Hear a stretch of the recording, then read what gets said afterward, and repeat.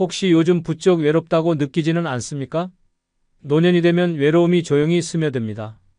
젊었을 때는 가족과 일에 치여 외로움을 느낄 틈조차 없었지만 나이가 들수록 주변은 점점 더 조용해지고 연락 오던 사람들은 뜸해지며 문득 거울을 보면 혼자가 된 자신을 발견하게 됩니다. 그 순간 깊고도 처절한 외로움이 시작됩니다. 문제는 대부분의 사람들이 이 외로움을 해결하는 방법을 모른다는 것입니다. 자식에게 의지하려 하고 친구에게 기대려 하지만 결국 남는 것은 더 깊어진 허무함뿐입니다. 외로움은 누군가가 해결해 주는 것이 아니라 스스로 깨부셔야 합니다. 지금부터 한 번도 생각해 보지 못한 노년의 외로움을 없애는 뜻밖의 방법 7가지를 알려드리겠습니다. 외롭고 쓸쓸한 노년을 보내고 싶지 않다면 이 내용을 끝까지 보시기 바랍니다. 구독, 좋아요 누르시면 시작하겠습니다. 첫 번째는 익숙한 인간관계를 버려라입니다. 노년이 외로운 가장 큰 이유는 익숙한 인간관계에 매달리기 때문입니다. 평생을 함께해온 가족, 오랜 친구, 가까운 이웃과의 관계가 외로움을 해소해 줄 것 같지만 오히려 정반대일 수도 있습니다. 사람들은 변하고 상황도 달라집니다. 하지만 우리는 변하지 않는 관계를 유지하려 애쓰고 결국 그 안에서 더 깊은 외로움을 느끼게 됩니다. 자식들에게 의지하려 하지만 자식들은 이미 각자의 삶이 있습니다. 젊었을 때는 부모를 찾던 자식들도 나이가 들수록 바빠지고 결국 부모는 뒤로 밀려나게 됩니다. 명절이나 특별한 날이 아니면 연락조차 오지 않는 경우가 많아집니다. 그런데도 부모는 자식에게 집착하며 기대를 버리지 못합니다. 그 기대는 실망으로 바뀌고 그 실망은 더 깊은 외로움으로 이어집니다. 결국 가족이라는 이름이 오히려 외로움을 가중시키는 역설적인 상황이 만들어지는 것입니다. 오랜 친구들도 마찬가지입니다. 젊었을 때는 함께 시간을 보내며 우정을 나눴지만 노년이 되면 친구들도 각자의 삶을 살아갑니다. 어떤 친구는 건강이 나빠지고 어떤 친구는 가족을 돌보느라 바빠지며 어떤 친구는 연락조차 두절됩니다. 하지만 사람들은 이 관계를 놓지 못하고 예전처럼 가까워질 수 있을 것이라는 착각에 빠집니다. 그러나 현실은 냉정합니다. 함께했던 시간들이 많을수록 상대가 멀어지는 순간 더 큰 외로움을 느끼게 됩니다. 그렇다면 해결책은 무엇일까요? 익숙한 인간관계를 과감히 정리하는 것입니다. 더 이상 나를 찾지 않는 자식에게 집착하지 마십시오. 연락이 없는 친구를 그리워하며 시간을 낭비하지 마십시오. 오히려 새로운 사람들과 새로운 관계를 만들 때 외로움이 사라지는 기적이 일어납니다. 지금까지 살아온 관계가 전부가 아닙니다. 노년에도 새로운 인연은 얼마든지 만들어질 수 있습니다. 동호회, 봉사활동, 문화센터, 여행 모임 등에는 나와 같은 외로움을 느끼는 사람들이 가득합니다. 중요한 것은 과거의 인간관계를 붙잡고 있기보다 미래의 관계를 만들어가는 것입니다. 익숙한 관계를 버린다는 것은 단절이 아니라 새로운 삶을 위한 시작입니다. 노년의 외로움에서 벗어나고 싶다면 지금까지 매달려왔던 인간관계를 돌아보십시오. 그리고 과감히 내려놓으십시오. 그때부터 진짜 외로움이 사라지기 시작합니다. 두 번째는 돈을 써라, 아낌없이 써라입니다. 노년의 외로움을 해결하는 가장 강력한 방법 중 하나는 돈을 제대로 쓰는 것입니다. 평생을 아끼고 모으며 살아왔지만 이제는 그 돈을 나를 위해 과감하게 써야 할 때입니다. 노년이 외로운 이유는 단순히 사람이 없어서가 아니라 내가 나 자신을 방치했기 때문입니다. 내 기분을 좋게 만들고 내 삶을 풍요롭게 하는데 돈을 쓰지 않으니 하루하루가 무료하고 쓸쓸해지는 것입니다. 많은 사람들이 혹시 모를 미래를 위해라며 돈을 아껴둡니다. 하지만 과연 그 미래가 언제 올까요? 나중을 위해 아껴둔 돈이 결국 병원비로 사라지고 내가 즐기지도 못한 채 자식들에게 상속되는 경우가 허다합니다. 정작 내가 즐기지도 못하고 떠난다면 그동안 아껴온 의미가 있을까요? 지금 쓰지 않으면 결국 다른 사람이 쓰게 됩니다. 돈을 제대로 써야 합니다. 내가 기분 좋을 곳에 가고 내가 하고 싶은 것을 하며 내가 즐거운 곳에 투자해야 합니다. 가고 싶었던 여행지를 찾아 떠나고 값비싼 한 끼 식사를 즐기고 관심 있던 취미를 배우십시오. 고급 호텔에서 하룻밤을 보내고 원하는 옷을 사고 필요한 곳에 투자하십시오. 이렇게 돈을 쓰면 내 삶이 단조롭지 않게 변하고 자연스럽게 새로운 경험과 새로운 인간관계가 생깁니다. 외로움은 반복되는 무료한 일상에서 피어나는 것이지만 돈을 쓰는 순간 그 패턴이 깨지고 새로운 활력이 생깁니다. 반대로 돈을 아끼며 사는 사람일수록 점점 움츠러들고 세상과 단절됩니다. 괜히 돈 썼다가 나중에 후회하면 어쩌지? 라는 생각이 발목을 잡고 결국 평생 돈만 모으다가 외롭고 쓸쓸한 노년을 맞이하는 경우가 많습니다. 젊었을 때는 돈이 나를 위해 일했지만 노년에는 내가 돈을 제대로 써야 합니다. 돈을 모으는 게 중요한 게 아니라 어떻게 써야 내 삶이 행복해지는지를 아는 것이 중요합니다. 외로움을 없애는 가장 빠른 방법은 내 삶을 풍요롭게 만드는 것입니다. 돈을 쓸 줄 아는 사람이 진정으로 행복한 사람입니다. 자식들에게 남겨주려 아끼지 마십시오. 그들은 당신이 아끼지 않아도 잘 살아갑니다. 오히려 당신이 돈을 아끼고 쓸쓸하게 살아가는 모습을 보면 자식들은 죄책감을 느끼고 부담스러워할 수도 있습니다. 노년의 외로움은 결국 내가 나를 얼마나 소중하게 대하느냐에 따라 결정됩니다. 내 기분을 좋게 만들고 내 삶을 활력 있게 만들어주는 곳에 돈을 아낌없이 쓰십시오. 지금 돈을 쓰는 순간 외로움은 사라지고 행복이 찾아옵니다. 세 번째는 새로운 사람을 만나라, 무조건 만나라입니다. 노년의 외로움을 해결하는 가장 확실한 방법 중 하나는 새로운 사람을 만나는 것입니다. 익숙한 얼굴들과만 어울리며 살아가다 보면 세상은 점점 좁아지고 외로움은 더욱 깊어집니다. 반대로 새로운 사람을 만나면 새로운 대화가 생기고 새로운 경험이 쌓이며 삶이 활력을 되찾습니다. 지금 당장 새로운 인연을 만들지 않는다면 당신의 노년은 점점 더 조용하고 쓸쓸한 방향으로 흘러갈 것입니다. 많은 노년층이 새로운 인간관계를 두려워합니다. 이 나이에 새로운 사람을 만나서 뭐래? 라고 생각하는 순간 당신의 인생은 정지 버튼을 누른 것과 같습니다. 하지만 사람은 언제든지 새로운 관계를 만들 수 있습니다. 그리고 새로운 인연이 생기는 순간 삶은 놀라울 정도로 달라집니다. 한 가지 명심해야 할 것은 새로운 사람을 만나기 위해 일부러 특별한 노력을 할 필요는 없다는 것입니다. 가장 쉬운 방법은 내가 관심 있는 곳으로 가는 것입니다. 운동을 좋아한다면 헬스장이나 요가 클래스를 등록하고 책을 좋아한다면 독서 모임에 나가고 취미가 없다면 다양한 동호회나 문화센터를 찾아보십시오. 중요한 것은 일단 발을 들여놓는 것입니다. 한 번만 가보면 생각보다 쉬운 일이라는 걸 깨닫게 될 것입니다. 또한 새로운 사람을 만나는 것이 꼭 동년배일 필요는 없습니다. 젊은 세대와도 교류할 수 있습니다. 요즘은 세대 간 소통을 위한 다양한 프로그램이 많고 SNS나 온라인 커뮤니티를 통해서도 다양한 연령대의 사람들과 연결될 수 있습니다. 새로운 세대와 대화하는 것만으로도 젊은 감각을 유지할 수 있고 삶의 새로운 시각이 생깁니다. 가장 위험한 것은 나는 혼자가 편해라는 착각에 빠지는 것입니다. 혼자가 편한 것이 아니라 단순히 새로운 관계를 만들 용기가 부족한 것입니다. 하지만 인간은 본질적으로 사회적 동물이며 관계가 단절될수록 외로움은 점점 커집니다. 혼자가 편하다고 말하는 사람도 막상 새로운 인연이 생기면 왜 진작 이렇게 하지 않았을까? 라고 후회하는 경우가 많습니다. 외로움을 피하려면 무조건 새로운 사람을 만나야 합니다. 혼자 지내는 시간이 길어질수록 외로움은 깊어지고 우울함이 따라옵니다. 지금 당장 내가 할 수 있는 작은 변화부터 시작하십시오. 새로운 사람을 만나고 새로운 관계를 만들고 새로운 세상에 발을 들여놓으십시오. 그 순간 노년의 외로움은 사라지고 삶은 다시 활력을 찾을 것입니다. 네 번째는 집에서 나와라, 무조건 나와라입니다. 노년의 외로움을 가장 심하게 느끼는 사람들의 공통점이 있다. 집에만 틀어박혀 있다는 것이다.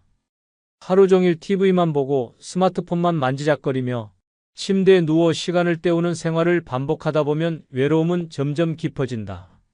사람을 만나지도 않고 새로운 자극도 없이 같은 공간에서 같은 루틴을 반복하면 당연히 외로울 수밖에 없다. 그런데도 많은 사람들은 나갈 곳이 없다, 만날 사람이 없다라는 핑계를 대며 스스로를 집 안에 가둔다. 이것이야말로 노년을 지옥으로 만드는 가장 위험한 습관이다. 젊었을 때는 직장과 사회생활을 하며 자연스럽게 사람들을 만났고 가족들과도 함께 시간을 보냈다. 하지만 노년이 되면 모든 것이 달라진다. 은퇴 후에는 사람을 만날 기회가 줄어들고 자식들은 각자의 삶을 살기 바쁘다. 그렇다면 어떻게 해야 할까? 답은 간단하다. 무조건 집 밖으로 나와야 한다. 외로움은 단순한 감정이 아니다. 몸이 먼저 외로움을 만든다. 집에만 있으면 활동량이 줄고 햇빛을 보지 않으며 신체적인 움직임이 거의 없어진다. 그러면 자연스럽게 우울감이 찾아오고 결국 아무것도 하기 싫어진다. 이것이 반복되면 사람은 점점 더 움츠러들고 인간관계까지 멀어지면서 극도의 고립감이 생긴다. 이 상황을 깨는 가장 확실한 방법은 매일 일정한 시간에 집 밖으로 나가는 것이다.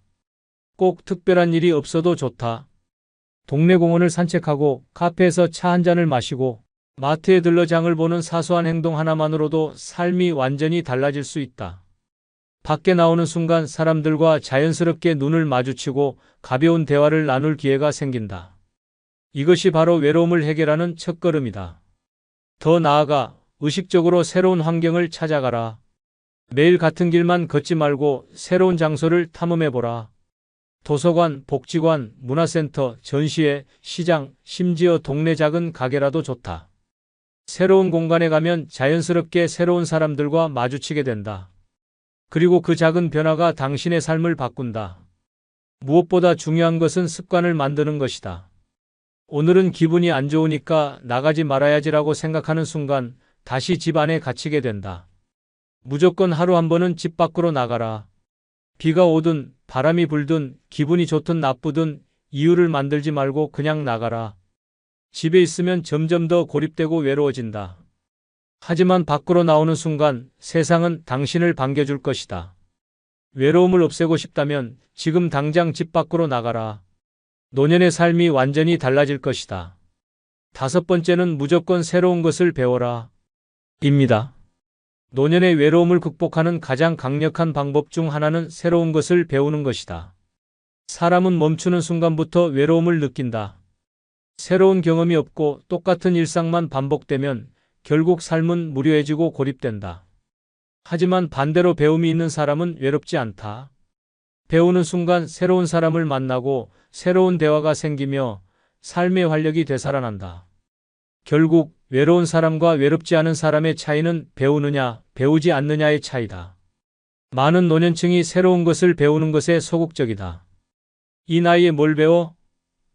배운다고 해서 뭐가 달라지겠어? 라고 생각하는 순간 인생은 그대로 정지해버린다. 하지만 배움을 시작하는 순간 생각이 달라진다. 새로운 것을 배우는 것은 단순히 지식을 쌓는 것이 아니라 내 삶을 바꾸는 행위이다. 예를 들어 스마트폰 사용법을 배우는 것만으로도 세상과의 연결고리가 달라진다. SNS를 활용하면 새로운 사람들과 쉽게 소통할 수 있고 유튜브를 통해 다양한 정보와 지식을 얻을 수 있으며 온라인 모임에 참여하며 활동 반경을 넓힐 수도 있다. 스마트폰을 모른다고 외면하는 순간 세상과의 연결이 끊어지고 고립이 시작된다. 하지만 배우는 순간 새로운 세상이 열리게 된다. 또한 취미 활동을 배우는 것도 외로움을 없애는 강력한 방법이다. 그림을 배우면 미술관에 가고 싶어지고 악기를 배우면 연주 모임을 찾게 된다. 운동을 배우면 건강도 좋아지고 새로운 사람들과의 만남도 자연스럽게 이어진다. 중요한 것은 관심 있는 분야를 찾고 그것을 깊이 파고드는 것이다. 배우기 시작하면 인생에 새로운 목표가 생기고 더 이상 외로울 틈이 없어진다. 더 나아가 배움은 자존감을 높인다. 나이가 들수록 사람들은 나는 이제 늙었어. 이제 새로운 건 어렵겠지라는 생각을 하며 스스로를 한계에 가둔다. 하지만 새로운 것을 배우면 나도 할 수 있다는 자신감이 생기고 그 자신감이 삶을 긍정적으로 바꾼다. 배우는 사람은 젊어지고 배움을 멈춘 사람은 늙어간다. 외로움을 극복하는 방법은 멀리 있지 않다. 새로운 것을 배우면 새로운 사람을 만나고 새로운 목표가 생기며 새로운 삶이 시작된다. 배움을 멈추는 순간 외로움이 시작되지만 배우는 순간 외로움은 사라진다. 지금 당장 배우고 싶은 것을 찾아 시작해보라. 그 순간 당신의 노년은 완전히 달라질 것이다. 여섯 번째는 절대 도움받으려 하지 마라. 오히려 베풀어라. 입니다. 노년의 외로운 가장 큰 이유 중 하나는 받는 것에 익숙해져 있기 때문이다. 우리는 젊었을 때부터 누군가에게 기대고 누군가가 나를 챙겨주기를 바라는 삶을 살아왔다. 하지만 노년에는 이 방식이 통하지 않는다. 자식들이 예전처럼 부모를 챙기지 않고 친구들도 각자의 삶을 살기 바쁘다. 하지만 우리는 여전히 누군가가 나를 신경 써 주길 바라며 기대가 무너질 때마다 더 깊은 외로움에 빠진다. 외로움을 극복하는 강력한 방법은 단 하나다. 기대하지 말고 오히려 베푸는 사람이 되어라. 누군가에게 도움을 받으려 할수록 사람들은 나를 피한다. 하지만 반대로 내가 먼저 베풀고 나누기 시작하면 사람들은 나를 찾게 된다. 결국 외로운 사람과 외롭지 않은 사람의 차이는 받으려 하느냐, 주려 하느냐의 차이다. 한번 생각해보라. 주변에서 나 힘드니까 좀 도와줘. 왜 연락 안 해? 라고 말하는 사람과 도움이 필요하면 언제든 말해. 이거 내가 좋아할 것 같아서 준비했어 라고 말하는 사람 중 누가 더 매력적인가? 사람들은 도움을 요청하는 사람보다 도움을 주는 사람에게 더 끌리게 되어 있다. 도움을 주는 사람에게는 자연스럽게 사람들이 모이고 결국 그는 외로움을 느낄 틈이 없다. 노년에 베푼다는 것은 절대 거창한 일이 아니다. 작은 일부터 시작하면 된다. 길에서 만난 사람에게 따뜻한 인사를 건네고 옆집 이웃에게 작은 선물을 전하고 어려운 사람에게 손을 내밀어라. 지역사회에서 봉사활동을 하거나 동네 아이들에게 지식을 나누거나 후배들에게 인생의 경험을 이야기해주는 것도 좋은 방법이다. 이런 사소한 행동들이 쌓이면 내 주변에 점점 더 많은 사람들이 모이게 된다. 무엇보다 베푸는 행위는 나 자신을 위한 것이기도 하다. 누군가를 도와줄 때 우리는 내가 아직 가치 있는 존재라는 느낌을 받는다. 도움을 주는 순간 삶의 의미가 생기고 외로움은 자연스럽게 사라진다. 나이가 들수록 중요한 것은 얼마나 받았느냐가 아니라 얼마나 나누었느냐이다. 지금까지 살아오면서 많은 것을 받았다면 이제는 줄 차례다. 도움을 기다리는 사람이 아니라 도움을 주는 사람이 되어라. 그 순간 당신은 더 이상 외롭지 않을 것이다. 외로움은 사라지고 삶은 더 풍요로워질 것이다. 7번째는 죽음을 두려워하지 마라. 오히려 준비하라. 입니다. 노년의 외로움은 결국 죽음에 대한 두려움에서 시작된다. 나이가 들수록 우리는 언젠가 반드시 맞이할 죽음을 떠올리게 된다. 젊었을 때는 멀게만 느껴졌던 것이 이제는 점점 현실로 다가온다. 친구들이 하나둘 세상을 떠나고 몸은 예전 같지 않고 혼자 남겨질 것 같은 두려움이 커지면서 깊은 외로움이 찾아온다. 하지만 죽음을 두려워하는 순간 인생은 끝난다. 오히려 죽음을 담담하게 받아들이고 철저히 준비하는 사람이 마지막까지 외롭지 않다. 많은 사람들이 죽음을 이야기하는 것 자체를 꺼린다. 그런 생각하면 안 된다. 아직 멀었다라고 애써 외면하지만 준비하지 않은 죽음만큼 비참한 것도 없다. 막상 현실이 닥치면 아무것도 정리되지 않은 채 고립되고 남은 사람들에게 부담만 남긴다. 반대로 죽음을 준비하는 사람은 삶을 더 적극적으로 살아간다. 오히려 죽음을 인정하는 순간 남은 시간 동안 무엇을 해야 할지가 명확해지고 외로움이 아니라 충만한 삶을 살 수 있다. 그렇다면 어떻게 죽음을 준비해야 할까? 가장 먼저 해야 할 일은 내가 원하는 마지막을 스스로 결정하는 것이다. 재산 정리는 물론이고 장례 방식, 유언장 작성, 연명치료 여부까지 모든 것을 미리 정해 놓아야 한다. 이런 준비를 하면 삶의 주도권을 다시 찾을 수 있다. 나는 내 인생을 끝까지 내 뜻대로 살겠다는 마음가짐이 생기면서 불안과 두려움이 사라진다. 또한 죽음을 준비하는 것은 단순히 유산을 정리하는 것이 아니라 지금 이 순간을 더 가치 있게 살아가는 것이다. 죽음을 생각하면 자연스럽게 남은 인생을 어떻게 보낼지 진지하게 고민하게 된다. 어차피 언젠가 끝이 있다면 지금 하고 싶은 것을 하자라는 용기가 생긴다. 하고 싶은 여행을 떠나고 만나고 싶었던 사람을 만나고 하고 싶었던 일을 시도하게 된다. 결국 죽음을 준비하는 사람이 더 열정적으로 삶을 살게 된다. 마지막으로 죽음을 두려워하지 않으려면 스스로 외롭지 않은 환경을 만들어야 한다. 평소에 인간관계를 정리하고 좋은 사람들과의 관계를 유지하며 마음 편한 곳에서 생활해야 한다. 필요하다면 새로운 공동체에 속하는 것도 방법이다. 함께 삶을 공유하고 서로를 돌봐주는 네트워크를 만들면 마지막 순간까지도 외롭지 않다. 노년의 외로움은 죽음을 준비하지 않았기 때문에 생기는 것이다. 외면한다고 해서 피할 수 있는 것이 아니다. 오히려 담담하게 받아들이고 내 방식대로 정리하는 순간 외로움은 사라지고 삶은 더욱 빛난다. 죽음을 두려워하지 말고 오히려 철저하게 준비하라. 그 순간 당신은 누구보다도 당당하고 충만한 삶을 살게 될 것이다. 여러분, 외로움은 피한다고 사라지는 것이 아닙니다. 정면으로 부딪히고 깨부술 때만 해결됩니다. 지금까지의 방법을 다시 떠올려 보시기 바랍니다. 익숙한 인간관계를 버리고 돈을 쓰고 새로운 사람을 만나고 집 밖으로 나가고 배우고 베풀고 죽음을 준비하는 것. 이것이야말로 노년의 외로움을 뿌리째 뽑아내는 강력한 방법들입니다. 이제 선택은 여러분에게 달려 있습니다. 외로움에 갇혀 남은 생을 후회 속에서 보낼 것입니까? 아니면 지금 당장 변화의 발걸음을 내디뎌 새로운 삶을 시작할 것입니까? 인생의 끝이 외로움으로 채워질 필요는 없습니다. 노년의 삶도 여러분이 만드는 것입니다. 지금이 바로 변화할 때입니다. 구독, 좋아요 부탁드립니다. 노년의 가장 무서운 적은 돈도 건강도 아닙니다. 끝없이 쌓이는 스트레스입니다. 젊었을 때는 바쁘다는 이유로, 가족을 책임져야 한다는 이유로 내 감정을 무시하고 살아왔습니다. 하지만 이제는 다 놓아야 할 때입니다. 더 이상 불필요한 걱정과 스트레스에 시달리며 살아야 합니까? 이렇게 살아도 될까? 남들이 뭐라고 할까? 하면서 남들 눈치를 보고 자식은 잘 지내나? 돈은 모자라지 않을까? 같은 끝없는 걱정 속에서 또 하루를 보냅니다. 하지만 그런다고 뭐가 달라집니까? 오히려 내 몸과 마음만 병들 뿐입니다. 이제는 진짜 나를 위해 살아야 합니다. 더 이상 스트레스 받지 않고 남은 인생을 편하게 즐기는 법을 배워야 합니다. 지금부터 노년에 스트레스 없이 사는 7가지 방법을 알려드리겠습니다.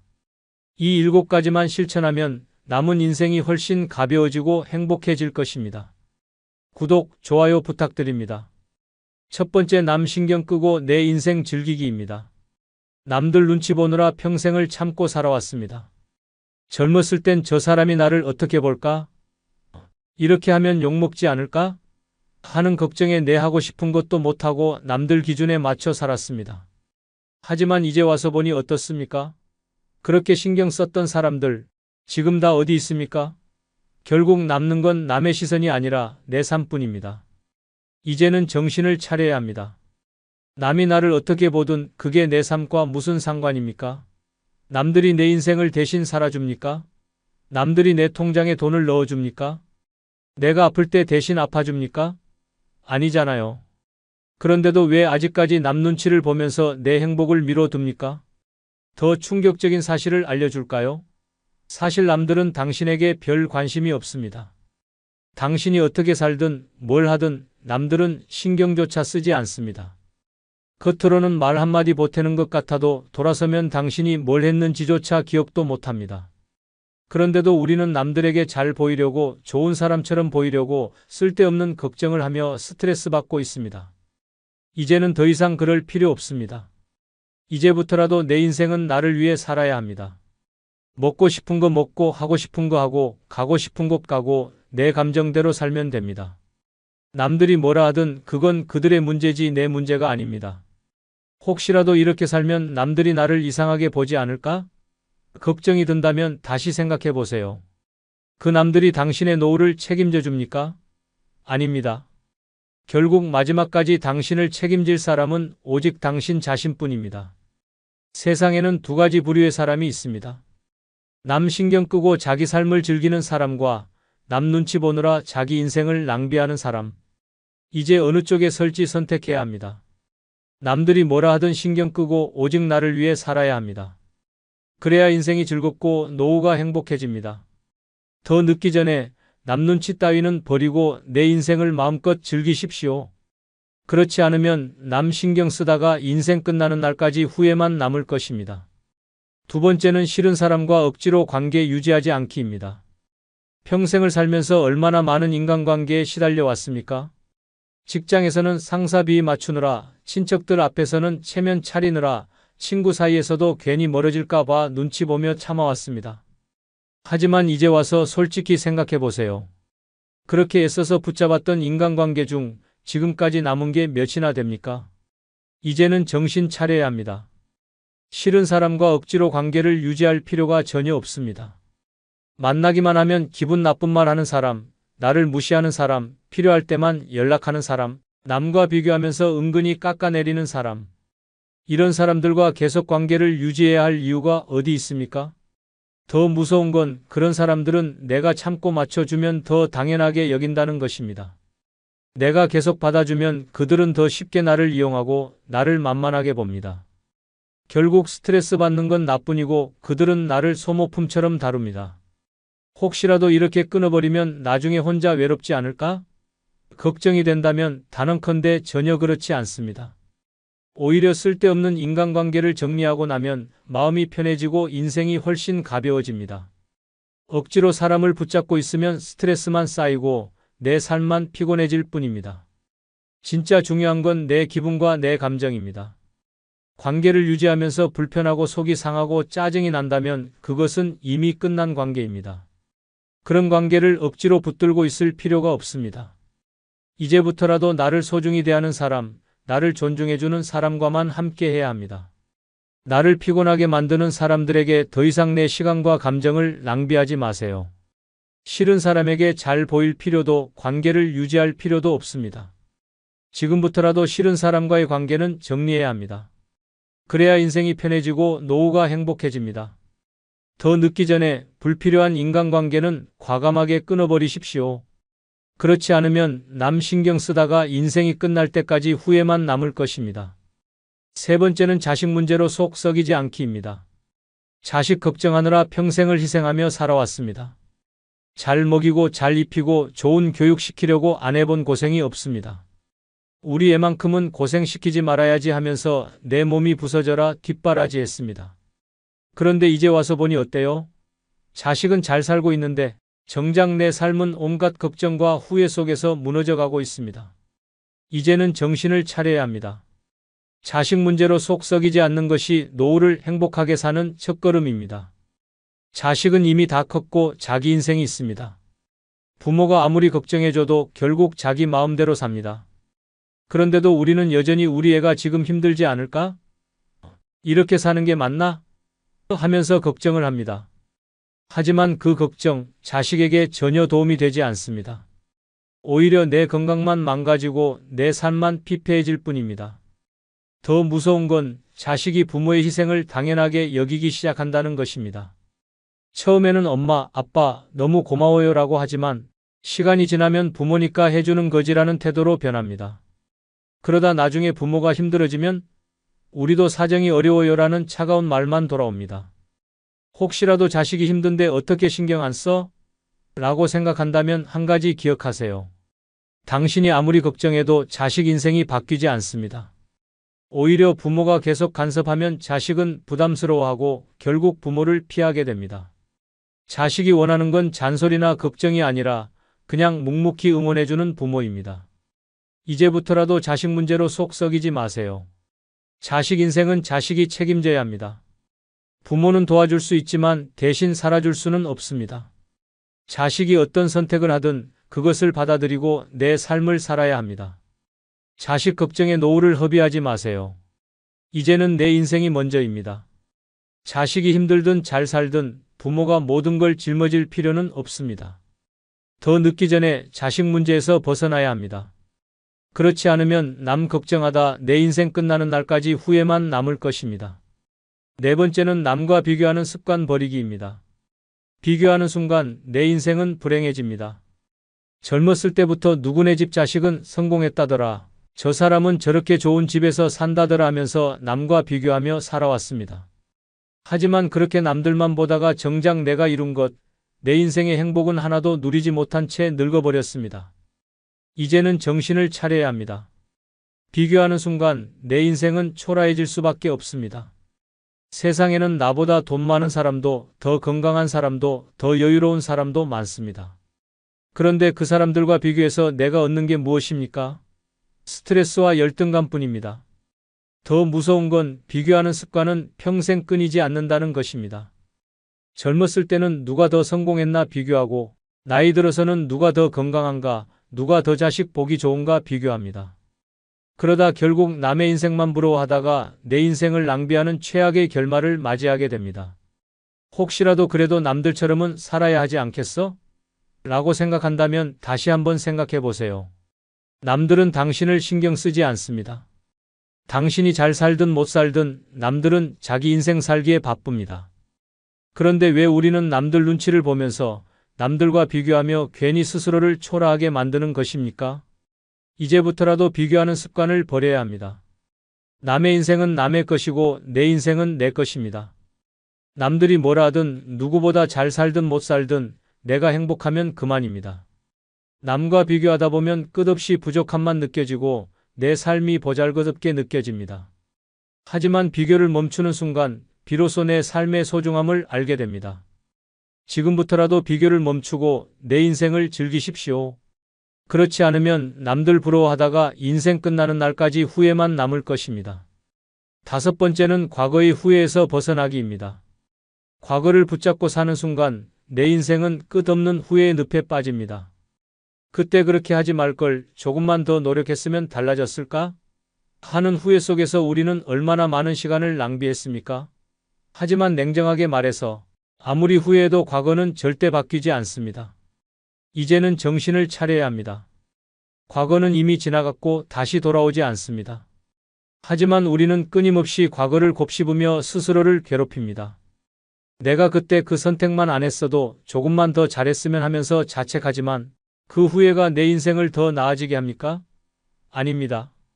오히려 현재를 망치고 미래를 어둡게 만들 뿐입니다. 더 무서운 건 후회하는 습관이 평생 지속된다는 것입니다. 젊었을 때는 더 좋은 직장을 가졌어야 했는데 그때 그 사람과 결혼하지 말 걸 같은 후회를 합니다. 나이가 들면 자식 키우는 걸 더 잘했어야 했는데 돈을 아껴둘 걸 하며 또 후회합니다. 그렇게 평생 후회만 하다 보면 결국 내 인생은 한 번도 행복한 적이 없는 삶이 되고 맙니다. 혹시라도 그때 다른 선택을 했으면 지금 더 나았을까? 라는 생각이 들더라도 다시 생각해 보십시오. 그 선택을 했다고 해서 정말 더 행복했을까요? 아닙니다. 다른 선택을 했어도 우리는 여전히 후회했을 것입니다. 완벽한 인생이란 없고 모든 인생에는 아쉬움이 남기 마련입니다. 이제부터라도 후회를 버려야 합니다. 과거는 지나갔고 내가 바꿀 수 있는 것은 지금 이 순간뿐입니다. 과거를 후회하며 사느라 현재를 낭비하면 결국 미래에도 똑같은 후회를 반복하며 인생을 끝마치게 됩니다. 과거의 후회를 내려놓는 순간 내 삶은 가벼워지고 자유로워집니다.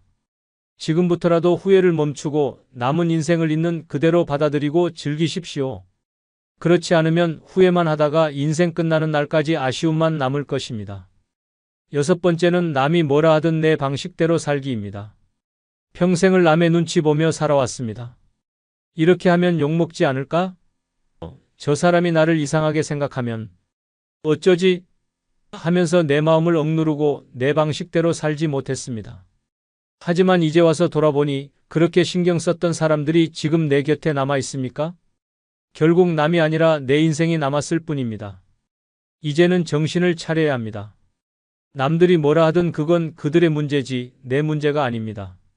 내가 하고 싶은 걸 하면 그 나이에 그런 걸 왜 해? 라고 하고 가만히 있으면 왜 저렇게 사냐? 라고 합니다. 결국 어떻게 살든 남들은 할 말을 찾고 내 인생을 평가하려 듭니다. 하지만 중요한 건 그들이 내 삶을 책임져 주지 않는다는 것입니다. 더 무서운 건 남의 말을 듣다 보면 내 인생이 사라진다는 것입니다. 처음에는 작은 결정 하나도 남에게 맞추다 보면 점점 내가 원하는 게 뭔지도 모르게 됩니다. 결국 남들이 원하는 대로 살다 보면 마지막에 남는 건 후회뿐입니다. 혹시라도 그래도 남들에게 잘 보여야 하지 않을까? 라고 생각한다면 다시 생각해 보세요. 남들이 당신의 노후를 책임져 줍니까? 아닙니다. 당신이 힘들어질 때 당신을 대신 살아줄 사람은 아무도 없습니다. 결국 마지막까지 당신을 책임져야 하는 사람은 오직 당신 자신뿐입니다. 이제부터라도 남의 말은 한 귀로 듣고 흘려야 합니다. 내 방식대로 살 때 비로소 내 인생이 시작됩니다. 남이 뭐라 하든 상관하지 말고 내가 하고 싶은 걸 하고 내가 원하는 삶을 살아야 합니다. 남 눈치 보며 살다 보면 인생이 끝나는 날까지 후회만 남습니다. 더 늦기 전에 남들이 뭐라 하든 신경 끄고 내 방식대로 사십시오. 그렇지 않으면 남들 맞추다가 내 인생을 한 번도 살아보지 못한 채 끝나게 될 것입니다. 7번째는 평생 참고 산 감정 과감히 내려놓기입니다. 평생을 참고 견디고 삼키며 살아왔습니다. 괜히 내색하면 싸움만 나지, 그래도 내가 어른인데 참아야지 하면서 속으로 끓어오르는 감정을 꾹꾹 눌러 담았습니다. 하지만 그 감정들이 사라졌습니까? 아닙니다. 쌓이고 쌓여서 마음속에서 골마터지고 있을 뿐입니다. 이제는 정신을 차려야 합니다. 참는다고 모든 게 해결되는 것이 아닙니다. 오히려 참고 사는 습관이 몸과 마음을 병들게 합니다. 속에 쌓인 감정이 스트레스로 바뀌고 스트레스는 결국 병이 됩니다. 화병, 우울증, 고혈압, 불면증 같은 병들은 전부 참고 살아온 감정이 만든 결과입니다. 더 무서운 건 그렇게 참고 산다고 해서 누가 알아주지도 않는다는 것입니다. 내가 참고 맞춰주고 희생한 걸 남들은 당연하게 여깁니다. 내가 한 번이라도 불만을 표현하면 왜 저러지? 갑자기 변했네? 라고 합니다. 결국 평생 참고 살다 보면 남들은 편하고 나만 손해보는 인생이 됩니다. 혹시라도 지금 와서 뭘 바꿀 수 있겠어? 라고 생각한다면 다시 생각해 보세요. 지금이라도 바꾸지 않으면 남은 인생도 똑같이 참고만 살다가 끝납니다. 이제라도 내 감정을 솔직하게 표현해야 합니다. 싫으면 싫다고, 서운하면 서운하다고, 화가 나면 화가 난다고 말해야 합니다. 이제부터라도 참는 대신 내려놓아야 합니다. 속으로 끌어안고 있는 감정을 꺼내놓아야 합니다. 말로 표현하고 필요하면 울고 크게 웃고 나 자신을 위해 살아야 합니다. 내 감정을 내가 챙기지 않으면 아무도 챙겨주지 않습니다. 참고 사는 인생은 결국 후회만 남습니다. 더 늦기 전에 평생 눌러왔던 감정을 과감히 내려놓고 나를 위한 삶을 시작하십시오. 그렇지 않으면 참고만 하다가 내 인생을 한 번도 제대로 살아보지 못한 채 끝나게 될 것입니다. 여러분, 인생은 앞으로 얼마 남았습니다. 이 시간을 남들 걱정하며 스트레스 받으며 허비할 겁니까? 아니면 진짜 나를 위해 살아볼 겁니까? 선택은 당신에게 달려 있습니다. 세상에는 끝없는 걱정과 스트레스에 시달리며 사는 사람과 남 신경 끄고 편안하게 사는 사람이 있습니다. 이제 어느 쪽을 선택할지 결정해야 합니다. 더 늦기 전에 불필요한 스트레스는 과감히 내려놓으십시오. 이제는 오직 나를 위해 살아야 합니다. 그렇지 않으면 걱정만 하다가 인생 끝나는 날까지 후회만 남을 것입니다. 구독, 좋아요 부탁드립니다. 감사합니다.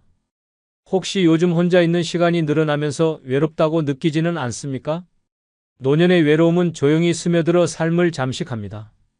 가족과 친구들은 각자의 삶을 살아가고 주변은 점점 더 조용해집니다. 그 순간 마음속 깊은 곳에서 외로움이라는 거대한 공허함이 밀려옵니다. 하지만 외로움은 결코 피한다고 사라지는 감정이 아닙니다. 스스로 극복하려는 노력이 있어야만 외로움에서 벗어날 수 있습니다. 혼자 있어도 행복한 사람과 외로움에 갇혀 사는 사람의 차이는 단순합니다. 바로 삶을 대하는 태도입니다. 지금부터 노년의 외로움을 극복할 수 있는 7가지 강력한 실천법을 알려드리겠습니다. 이 방법들을 따라간다면 외로움은 더 이상 여러분을 지배하지 못할 것입니다. 좋아요, 구독 누르시면 시작하겠습니다. 정말 좋아요 누르셨습니까? 그럼 시작하겠습니다. 첫 번째 실천법은 혼자서도 맛있게 식사하기입니다. 혹시 밥을 대충 때우고 있지는 않습니까? 많은 사람들이 혼자 식사하는 것에 익숙하지 않습니다. 젊었을 때는 가족과 함께 먹었고 직장에서는 동료들과 어울려 식사했습니다. 하지만 노년이 되면 상황이 달라집니다. 자식들은 각자의 삶을 살고 함께 밥을 먹던 배우자나 친구들도 점점 곁을 떠나게 됩니다. 결국 혼자 밥을 먹어야 하는 순간이 찾아오지만 이를 어떻게 받아들이느냐에 따라 삶의 질이 달라집니다. 대부분의 사람들은 혼자 식사하는 것이 외롭다고 느낍니다. 그래서 대충 한 끼 때우고 김치 하나에 밥만 먹거나 인스턴트 음식으로 끼니를 해결해 버립니다. 하지만 그렇게 살다 보면 식사 시간이 점점 고통스러워지고 나아가 삶 자체가 무의미하게 느껴질 수도 있습니다. 음식을 대충 먹는다는 것은 결국 내 삶을 대충 살아간다는 것과 같습니다. 그러나 혼자서도 맛있게 식사하는 사람은 다릅니다. 그들은 음식을 허투루 대하지 않고 오히려 혼자 먹는 시간을 더 풍요롭게 만듭니다. 예쁘게 차려진 식탁에 앉아 정성스럽게 만든 음식을 먹고 좋아하는 음악을 틀거나 창밖을 바라보며 여유를 즐깁니다. 그 순간 혼자 먹는 밥이 더 이상 외로운 시간이 아니라 나를 위한 특별한 시간이 됩니다. 그렇다면 어떻게 하면 혼자서도 맛있게 식사할 수 있을까요? 첫 번째, 식탁을 아름답게 차려야 합니다. 대충 찬밥에 김치만 먹지 말고 정성스럽게 차린 한 끼를 준비하십시오. 비록 혼자 먹더라도 예쁜 그릇에 담아내고 좋아하는 반찬을 곁들이며 특별한 날처럼 식사를 즐겨야 합니다. 나를 대접하는 시간으로 식사를 대해야 합니다. 두 번째, 새로운 음식을 시도해 보십시오. 평생 같은 음식만 먹어왔다면 이제는 새로운 요리에 도전해 보십시오. 새로운 맛을 경험하는 것만으로도 삶의 활력이 생깁니다. 요리하는 과정 자체가 즐거운 취미가 될 수도 있으며 직접 만든 음식을 맛보는 순간 작은 성취감이 외로움을 밀어낼 것입니다. 세 번째, 좋은 장소에서 혼밥을 즐기십시오. 꼭 집에서만 식사할 필요는 없습니다. 가끔은 분위기 좋은 식당에서 혼자만의 만찬을 즐겨보십시오. 처음에는 어색할 수도 있지만 한번 경험해보면 혼자라도 이렇게 좋은 시간을 보낼 수 있구나라는 새로운 깨달음을 얻게 될 것입니다. 혼자 먹는 밥을 소홀히 하면 결국 내 삶도 소홀히 하게 됩니다. 하지만 혼자서도 맛있게 식사하는 법을 알게 되면 외로움은 더 이상 식탁의 손님이 되지 못합니다. 오늘부터라도 나를 위한 특별한 한 끼를 준비해 보십시오. 그 순간 혼밥은 더 이상 쓸쓸한 시간이 아니라 가장 행복한 시간이 될 것입니다. 두 번째 실천법은 돈을 쌓아두지 말고 나를 위해 쓰기입니다. 돈을 평생 아끼고 모으기만 하면서 정작 자신을 위해 쓰지 않는 사람들이 많습니다. 노년이 되면 더욱 그렇습니다. 혹시 모를 미래를 위해 자식들에게 남겨주기 위해 괜히 낭비했다가 후회할까봐 돈을 꼭 쥐고만 있는 경우가 많습니다. 하지만 그렇게 돈을 쌓아두기만 한다면 결국 내 인생은 돈을 위해 희생하는 삶이 되고 정작 나를 위한 행복은 사라지게 됩니다. 돈은 내가 살아있는 동안 나를 위해 쓰일 때 가장 큰 가치를 가집니다.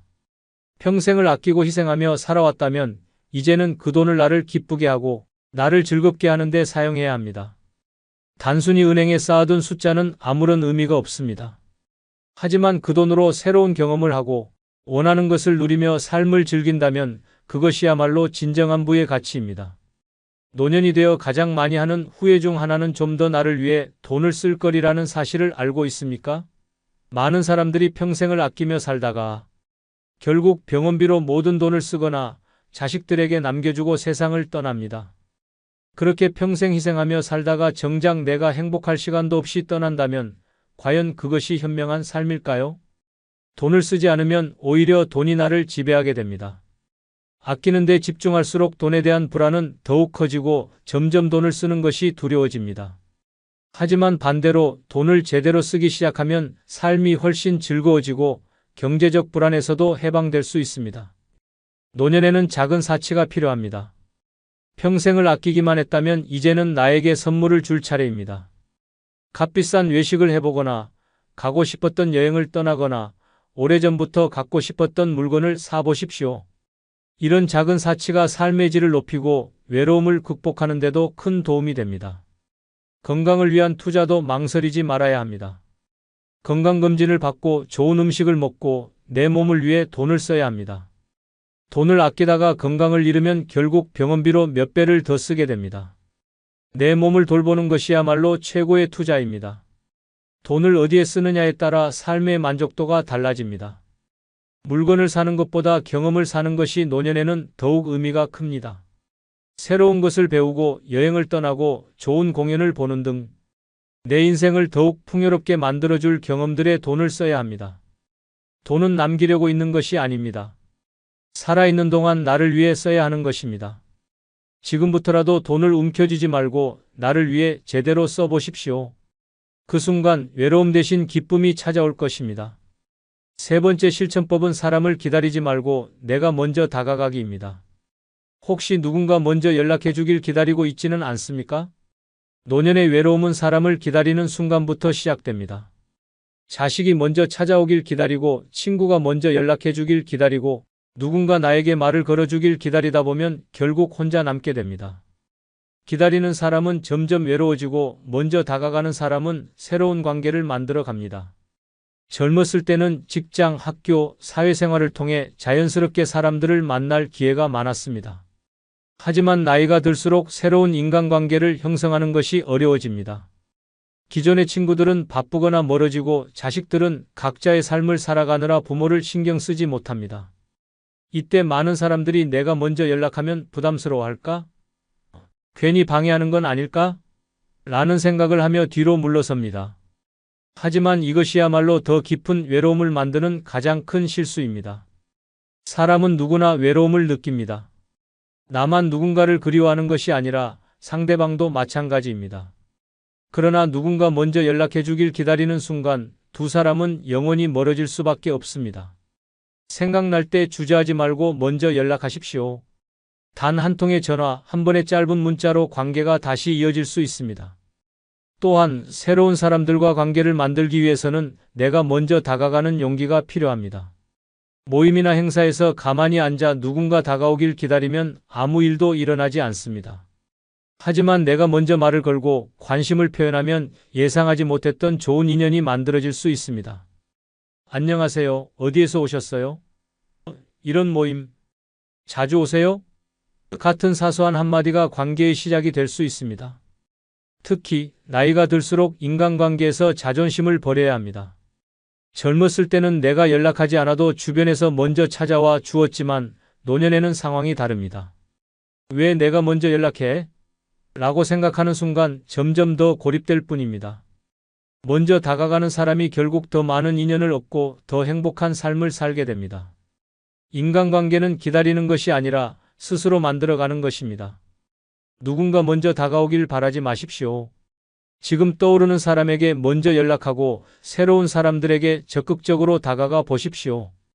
그 순간 외로움은 사라지고 따뜻한 관계가 다시 시작될 것입니다. 네 번째 실천법은 남을 부러워하지 말고 내 삶을 사랑하기입니다. 혹시 다른 사람들과 나를 비교하며 불행하다고 느끼지는 않습니까? 노년의 외로움을 느끼는 가장 큰 이유 중 하나는 비교하는 마음입니다. 젊었을 때는 바쁘게 살다 보니 비교할 틈도 없었지만 나이가 들수록 주변을 더 많이 보게 됩니다. 친구들은 손주들과 여행을 다니고 자식들이 찾아와 함께 시간을 보내고 어떤 사람은 재혼해서 행복해 보이기까지 합니다. 그 모습을 보면서 나는 왜 이렇게 외로울까? 나는 왜 저렇게 살지 못할까? 라는 생각이 들기 시작합니다. 하지만 이런 비교는 아무 의미 없는 독입니다. 다른 사람의 삶은 겉으로 보이는 모습일 뿐 그들이 진짜 행복한지 어떤 고민을 안고 있는지는 알 수 없습니다. 행복해 보이는 사람도 속으로는 외로울 수 있고 화목해 보이는 가족도 갈등을 겪고 있을 수 있습니다. 남의 삶을 부러워하는 순간 내 삶은 점점 초라해지고 외로움은 더 깊어질 뿐입니다. 노년에 가장 중요한 것은 내 삶을 사랑하는 것입니다. 내 삶을 부정하면 할수록 외로움은 커지고 내 삶을 긍정할수록 외로움은 사라집니다. 남과 비교하지 않고 오직 나에게 집중하는 것이 진정한 행복으로 가는 길입니다. 그러기 위해서는 내가 가진 것에 집중해야 합니다. 건강이 있다면 그것만으로도 감사할 일입니다. 내 집이 있고 내가 먹고 싶은 것을 먹을 수 있고 내 시간을 자유롭게 쓸 수 있다는 것 자체가 얼마나 큰 행복입니까? 반면 많은 돈을 가지고 있어도 건강을 잃고 병원에서 시간을 보내는 사람도 많고 가족이 많아도 끊임없는 갈등에 시달리는 사람도 많습니다. 행복은 절대 남과 비교해서 찾을 수 있는 것이 아닙니다. 내 안에서 찾아야 합니다. 또한 다른 사람의 삶을 부러워하는 대신 내 삶을 더 가치 있게 만드는 데 집중해야 합니다. 새로운 취미를 시작하고 가고 싶었던 곳에 여행을 떠나고 배우고 싶었던 것을 배우십시오. 남의 인생을 부러워하며 시간을 보내는 것이 아니라 내 인생을 더 멋지게 만들어 나가는 것이 외로움을 없애는 가장 확실한 방법입니다. 외로움은 비교에서 시작됩니다. 남과 비교하면 내가 부족해 보이지만 내 삶을 사랑하면 부족한 것이 아니라 충분하다는 것을 깨닫게 됩니다. 지금부터라도 남을 부러워하지 말고 오직 나만을 위해 살기 시작하십시오. 그 순간 외로움은 더 이상 나를 괴롭히지 못할 것입니다. 다섯 번째 실천법은 가까운 곳이라도 자주 여행 다니기입니다. 혹시 요즘 집과 동네를 벗어나 본 적이 언제입니까? 노년의 외로움은 늘 같은 공간에서 같은 일상을 반복할 때 가장 깊어집니다. 매일 같은 방에서 눈을 뜨고 같은 길을 걸으며 같은 카페에서 시간을 보내다 보면 하루하루가 무료해지고 외로움이 점점 더 커지게 됩니다. 하지만 가까운 곳이라도 여행을 떠나는 순간 이 지루한 일상이 깨지고 새로운 활력이 생깁니다. 여행은 단순히 장소를 이동하는 것이 아닙니다. 익숙한 환경을 벗어나 새로운 공기를 마시는 것만으로도 우리의 마음은 달라집니다. 여행을 떠나면 자연스럽게 새로운 사람들과 눈을 마주치고 새로운 풍경을 보고 새로운 경험을 하게 됩니다. 그 과정에서 삶에 대한 흥미가 다시 살아나고 외로움이 사라지는 기적이 일어납니다. 나이가 들어서 여행이 부담스럽다라고 생각하는 분들도 많을 것입니다. 하지만 여행은 반드시 멀리 떠나야 하는 것이 아닙니다. 집에서 1시간 거리의 바닷가, 가까운 산, 근처의 전통시장이나 문화유적지라도 충분합니다. 중요한 것은 낯선 환경에서 새로운 공기를 마시는 것입니다.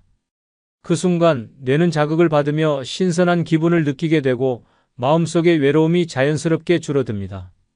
혼자 떠나는 것이 두렵다면 여행 모임을 찾아보는 것도 좋은 방법입니다. 요즘은 노년층을 위한 소규모 여행 모임이 많으며 인터넷이나 동네 커뮤니티에서 쉽게 정보를 찾을 수 있습니다.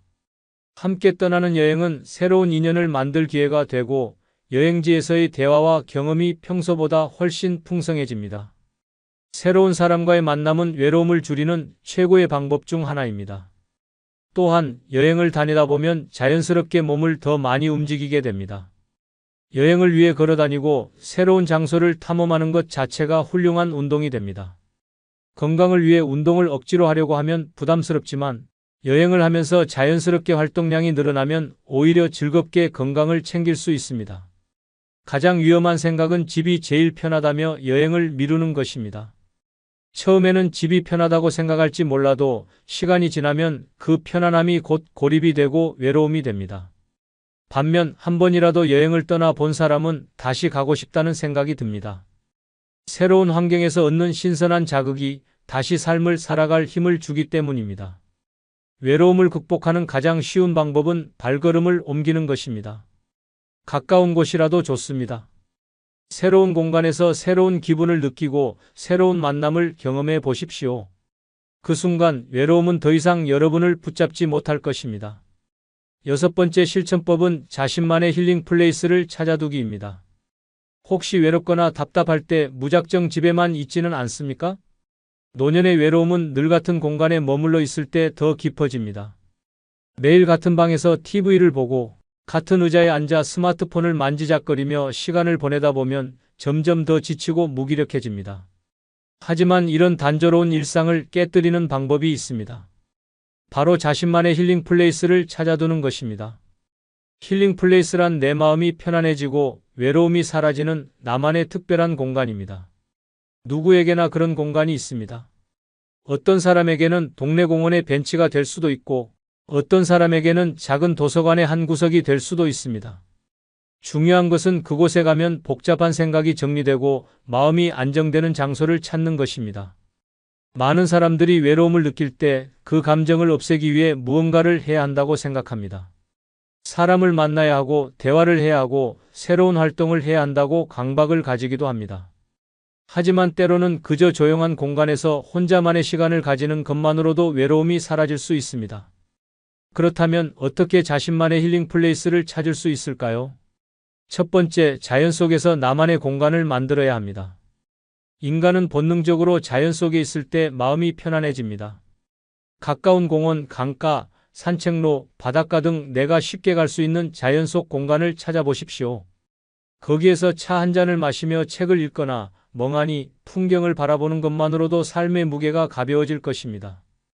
두 번째, 나에게 특별한 의미가 있는 장소를 떠올려야 합니다. 젊었을 때 자주 가던 카페, 추억이 담긴 작은 골목, 어릴 적 다니던 도서관 등 내 인생의 한 부분을 차지했던 장소를 다시 찾아보는 것도 좋은 방법입니다. 그 공간에 가면 잊고 지냈던 소중한 기억들이 떠오르고 자연스럽게 마음이 따뜻해질 것입니다. 세 번째, 의미 있는 활동을 할 수 있는 공간을 만들어야 합니다. 동네 문화센터, 미술관, 북카페, 조용한 사찰 등 내가 온전히 나에게 집중할 수 있는 공간을 찾아보십시오. 그곳에서 독서를 하거나 글을 쓰거나 명상을 하면서 내면의 평온을 찾는 시간을 가지는 것이 중요합니다. 노년의 외로움은 단순히 사람이 없어서가 아니라 내 마음을 편안하게 해줄 공간이 없어서 생기는 경우가 많습니다. 집에만 갇혀 있으면 점점 더 우울해지고 스스로 고립될 수밖에 없습니다. 하지만 나만의 힐링 플레이스를 찾아두면 외로움을 느낄 때마다 그곳으로 가서 다시 에너지를 충전할 수 있습니다. 지금 당장 나를 편안하게 해줄 공간을 찾아보십시오. 그곳이 바로 외로움에서 벗어날 수 있는 최고의 안식처가 될 것입니다. 7번째 실천법은 평생 배우는 자세로 새로운 것에 도전하기입니다. 혹시 요즘 마지막으로 새로운 것을 배운 게 언제입니까? 많은 사람들이 나이가 들수록 배우는 것을 멈춥니다. 하지만 배움을 멈추는 순간 삶도 멈추게 됩니다. 새로운 것을 배우지 않으면 생각이 굳어지고 세상과의 연결이 끊어지며 결국 더 깊은 외로움 속에 갇히게 됩니다. 반대로 끊임없이 배우고 새로운 도전에 나서는 사람은 나이가 들어도 생기가 넘치고 외로움을 느낄 틈조차 없습니다. 배움은 젊은 사람들만의 것이 아닙니다. 오히려 노년이 될수록 더욱 적극적으로 배우고 성장해야 합니다. 배우는 순간 우리의 뇌는 끊임없이 자극을 받으며 젊음을 유지합니다. 새로운 언어를 배우면 사고력이 향상되고 악기를 배우면 감각이 깨어나며 운동을 배우면 몸이 활력을 되찾습니다. 즉, 배움은 단순한 지식 습득이 아니라 삶을 활기차게 만드는 강력한 도구입니다. 새로운 도전에 대한 두려움이 가장 큰 장애물입니다. 내가 이 나이에 뭘 배우겠어? 이제 와서 해봐야 무슨 소용이야 라는 생각이 들 수 있습니다. 하지만 나이를 핑계로 배우기를 포기하는 순간 삶의 재미도 함께 사라집니다. 나이는 배움의 걸림돌이 아니라 오히려 더 배워야 할 이유가 됩니다. 배우는 사람과 배우지 않는 사람의 차이는 하루 이틀 사이에는 드러나지 않지만 몇 년이 지나면 완전히 다른 삶을 살게 됩니다. 새로운 것을 배운다는 것은 거창한 일이 아닙니다. 가까운 문화센터에서 요리나 미술을 배울 수도 있고 스마트폰을 활용해 온라인 강의를 들을 수도 있습니다. 독서를 통해 간접적으로 경험을 쌓는 것도 하나의 배움이며 새로운 운동을 시작하는 것도 몸으로 익히는 배움입니다. 중요한 것은 나는 아직 배울 것이 많다는 마음가짐을 가지는 것입니다. 배움을 통해 얻을 수 있는 또 다른 중요한 것은 새로운 인간관계입니다. 배우는 과정에서 자연스럽게 같은 관심사를 가진 사람들과 연결됩니다. 새로운 도전이 새로운 만남을 만들고 새로운 만남이 외로움을 없애줍니다. 같은 취미를 공유하는 사람들과의 대화는 즐겁고 배움 속에서 자연스럽게 형성된 관계는 억지스럽지 않아 오래 지속됩니다. 노년의 외로운 사람과 외롭지 않은 사람의 가장 큰 차이는 얼마나 새로운 것에 도전하는가입니다. 과거에 머물러 있으면 점점 더 외로워지고 새로운 것을 배우고 익히면 세상이 점점 더 넓어집니다. 지금부터라도 새로운 도전을 시작하십시오. 배움을 멈추지 않는 한 당신의 삶은 계속해서 성장할 것입니다. 외로움은 선택입니다. 누군가는 홀로 있는 시간을 불행이라 여기고 누군가는 그 시간을 자유라고 느낍니다. 삶은 스스로 만들어가는 것입니다. 새로운 곳을 여행하고 배움을 멈추지 않으며 먼저 사람들에게 다가가고 나를 위한 힐링 플레이스를 찾을 때 외로움은 더 이상 문제가 되지 않습니다. 지금도 외로움 속에서 벗어나지 못하고 있다면 그대로 방치하지 마십시오. 외로움은 가만히 있다고 해결되지 않습니다. 지금 당장 변해야 합니다. 혼자가 두려운 것이 아니라 혼자를 견디지 못하는 것이 두려운 것입니다. 오늘부터라도 외로움을 극복하는 실천을 시작하십시오. 그 순간 여러분의 노년은 완전히 달라질 것입니다. 끝으로 구독, 좋아요 눌러주세요. 감사합니다. 부모라면 누구나 바라는 것이 있습니다. 우리 가족은 평생 함께 할 거야. 하지만 현실은 다릅니다. 자식이 크면 클수록 점점 연락이 줄어들고 명절에 얼굴 보는 것도 어려워집니다. 결국 부모는 한탄합니다. 내가 널 어떻게 키웠는데 이럴 수가 있니? 하지만 자식 입장에서는 속이 터집니다. 엄마, 아빠가 대체 뭘 했는지 몰라서 그래요? 부모를 떠나는 자식들이 점점 많아지는 이유는 단순하지 않습니다. 부모를 미워해서도 가족을 버리고 싶어서도 아닙니다. 오히려 사랑하기 때문에 거리를 두려는 것입니다. 부모와의 관계가 힘들어질수록 자식은 나를 지키기 위해서라도 부모와 거리를 둬야 한다고 느낍니다. 그렇다면 왜 자식들은 부모에게서 멀어지려 할까요? 부모가 의도하지 않았더라도 자식이 답답함을 느끼는 순간들이 있습니다. 지금부터 자식이 부모를 떠나고 싶어지는 7가지 이유를 낱낱이 파헤쳐 보겠습니다. 혹시라도 우리 애는 안 그래?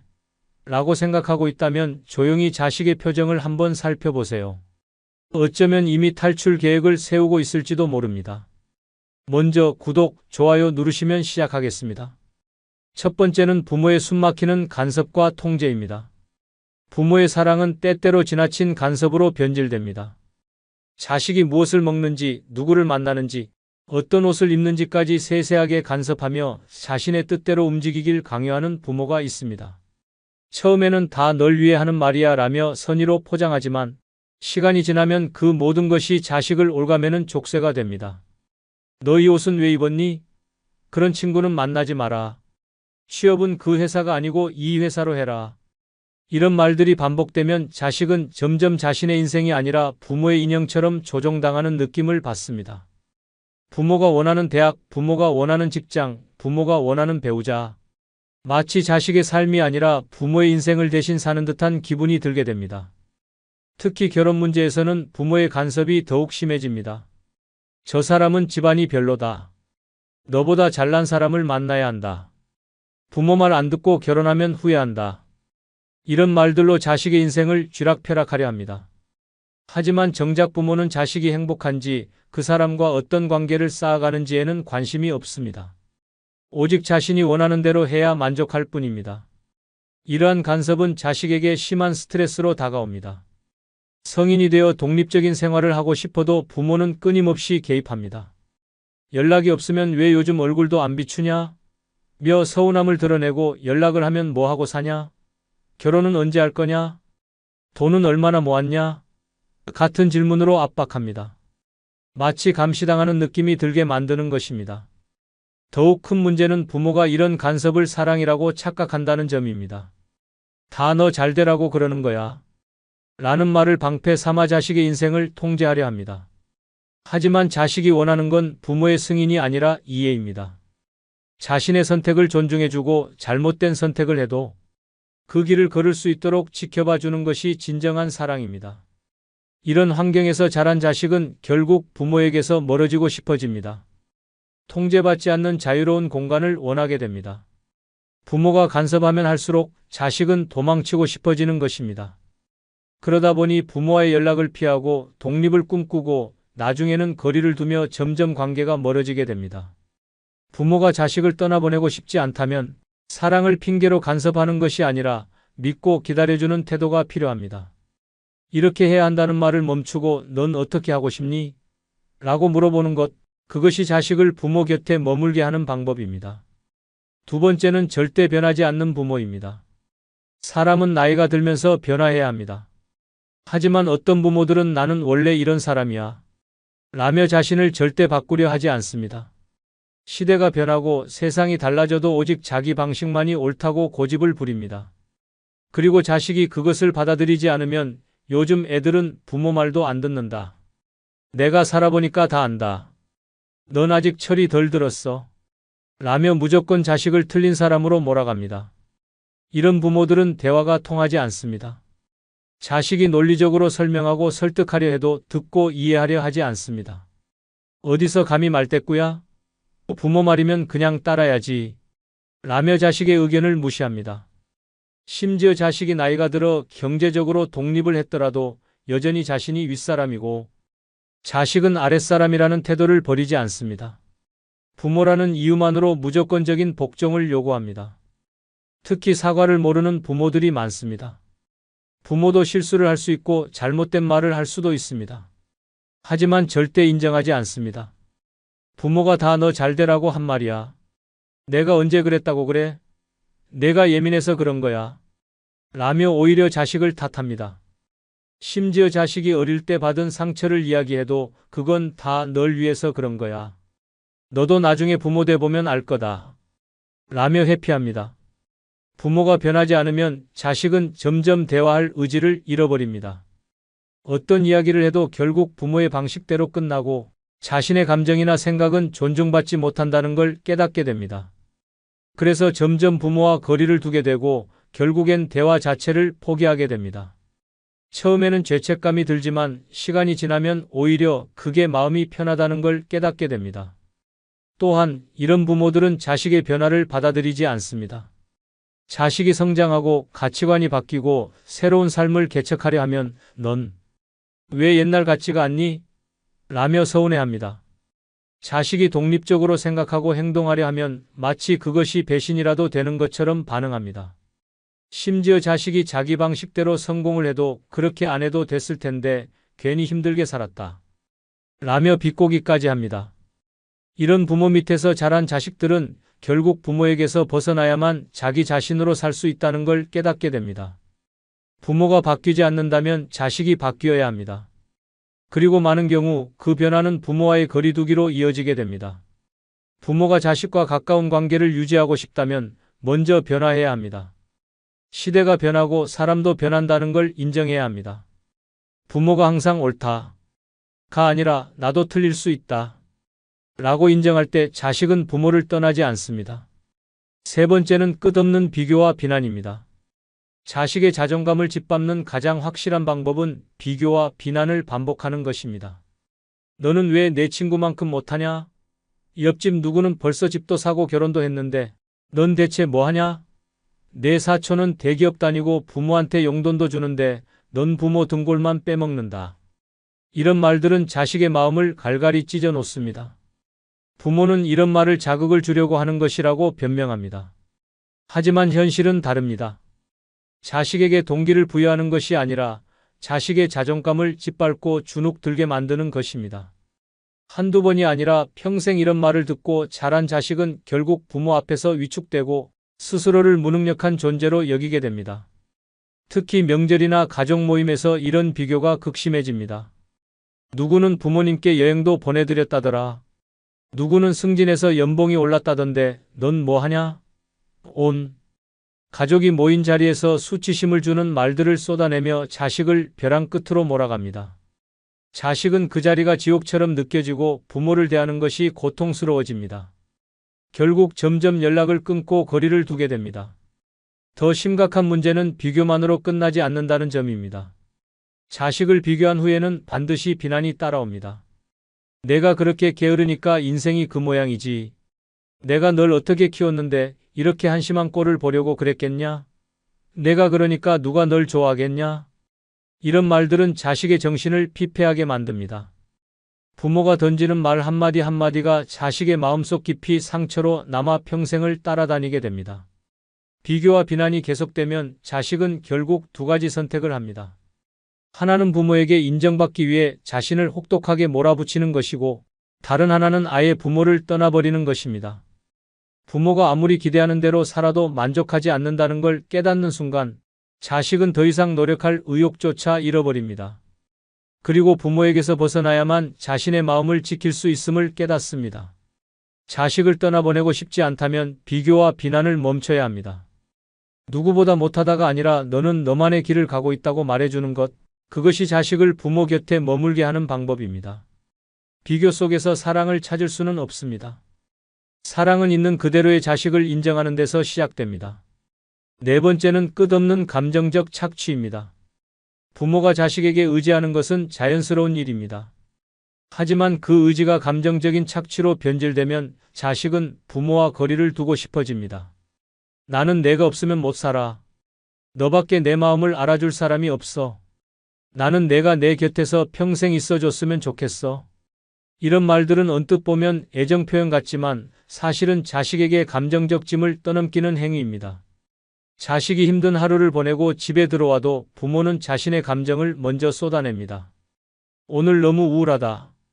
내가 나랑 얘기 좀 해줘야겠다. 내가 요즘 나한테 소홀해진 것 같아서 너무 서운하다. 내가 연락을 안 하면 난 정말 외롭고 죽고 싶어진다.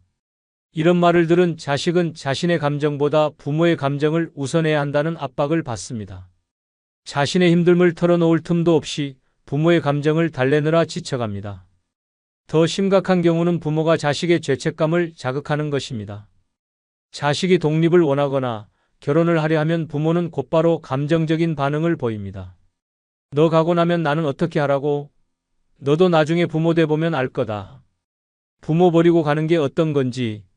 내가 너를 위해 이렇게 살아왔는데 넌 이렇게 나를 버리는구나. 마치 자식이 부모를 떠나려는 것이 도덕적 죄악인 것처럼 몰아세우며 온갖 서운함과 눈물을 동원합니다.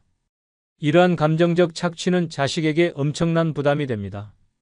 부모의 기분을 맞추기 위해 자신의 감정을 억누르고 부모가 불행해질까봐 자신의 행복을 포기해야 한다는 생각이 들게 만듭니다. 하지만 그런 희생이 계속되면 결국 자식은 지쳐버리고 부모와 거리를 두는 것이 유일한 탈출구라고 느끼게 됩니다. 감정적 착취를 하는 부모의 가장 큰 문제는 스스로 이를 인식하지 못한다는 점입니다. 나는 그냥 내가 옆에 있어 주길 바라는 것뿐이야. 부모 자식 간에 이런 건 당연한 거 아니냐? 라는 식으로 자신의 행동을 정당화합니다. 하지만 자식은 부모의 감정 쓰레기통이 아닙니다.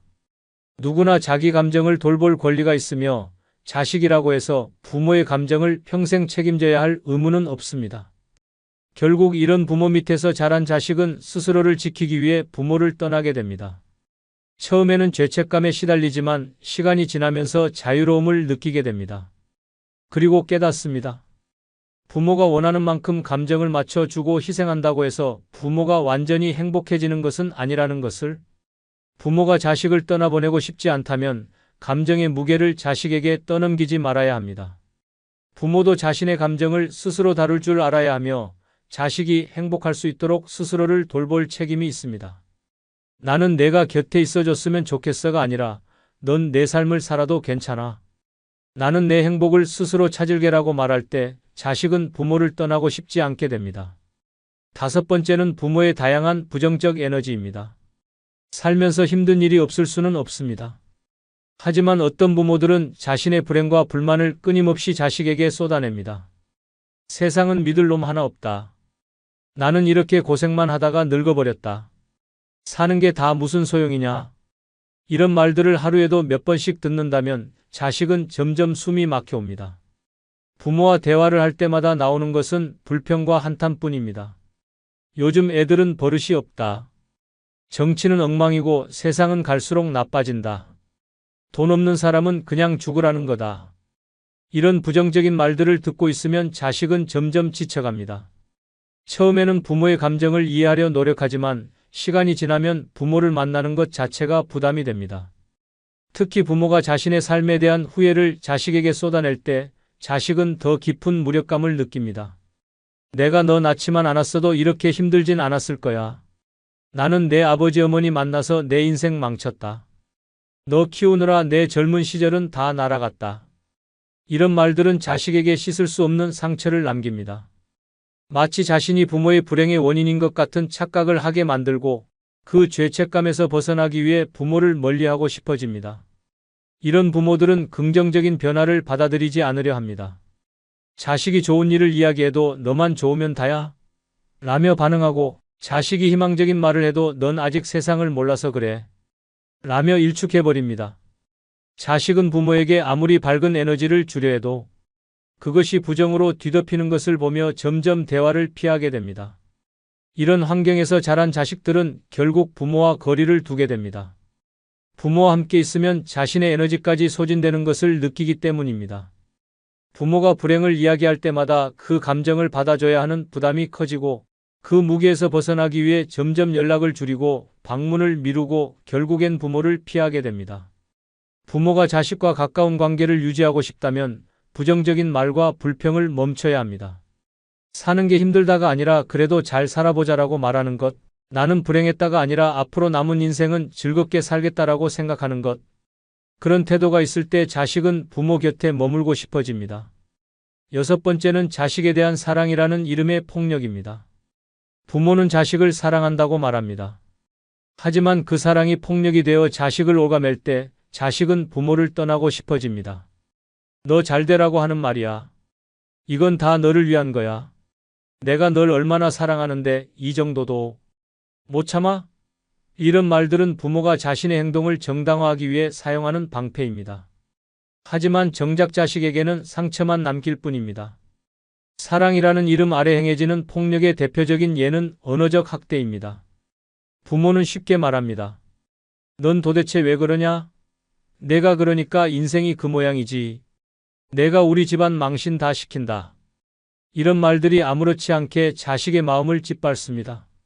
어떤 부모는 심지어 너 같은 애를 낳은 게 후회된다. 차라리 널 낳지 말걸. 같은 말까지 합니다. 자식은 그런 말을 들을 때마다 부모의 사랑이 진짜였는지 의심하게 되고 부모에게 정을 붙이기가 어려워집니다. 이런 폭력은 단순한 말로만 끝나지 않습니다. 과도한 기대와 강요도 포함됩니다. 자식이 부모의 기대에 미치지 못하면 실망감을 감추지 않으며 때로는 모욕적인 말과 행동을 하기도 합니다. 내가 널 어떻게 키웠는데 넌 그 정도도 못하냐? 라며 죄책감을 심어주고 다른 애들은 부모한테 효도하는데 넌 나한테 해준 게 뭐냐? 라며 사랑을 빌미로 압박합니다. 자식은 부모에게 인정받기 위해 애쓰지만 어떤 노력을 해도 부모는 만족하지 않습니다. 결국 자식은 지쳐버리고 부모를 기쁘게 하기 위한 삶을 포기하고 싶어집니다. 신체적 폭력도 여전히 존재합니다. 나이가 들어도 부모의 손찌검과 폭언을 겪는 자식들이 있습니다. 맞을 짓을 했으니까 맞은 거야. 부모가 훈육하는데 무슨 문제가 있냐? 라는 말로 정당화하지만 폭력은 어떤 이유로든 정당화될 수 없습니다. 어린 시절의 폭력적인 기억은 시간이 지나도 사라지지 않으며 성인이 되어서도 부모를 두려워하게 만듭니다. 결국 자식은 스스로를 지키기 위해 부모를 떠나게 됩니다. 사랑은 강요하는 것이 아닙니다. 사랑은 자식이 부모 곁에서 편안함을 느끼고 스스로 찾아오고 싶게 만드는 힘이 있어야 합니다. 하지만 부모가 사랑이라는 이유로 자식을 올가매고 조종하려 하면 그 관계는 결국 깨어지고 맙니다. 이건 다 널 위한 거야 라는 말이 아니라 내가 행복하면 나도 행복하다라고 말할 수 있을 때 자식은 부모를 떠나지 않습니다. 7번째는 자식의 인생을 자신의 만족을 위해 이용함입니다. 부모는 자식을 사랑한다고 말하지만 때로는 그 사랑이 이기적인 욕망으로 변질됩니다. 어떤 부모들은 자식을 하나의 독립된 존재로 보지 않고 자신의 기대를 채우기 위한 도구처럼 여깁니다. 우리 집안의 자존심을 지켜야 해. 내가 못 이룬 꿈을 내가 대신 이뤄야 해. 부모 체면 좀 생각해라. 이런 말들 속에는 자식을 위한 배려가 아니라 부모 자신의 만족과 욕망이 숨어 있습니다. 자식의 진로 선택에서부터 시작됩니다.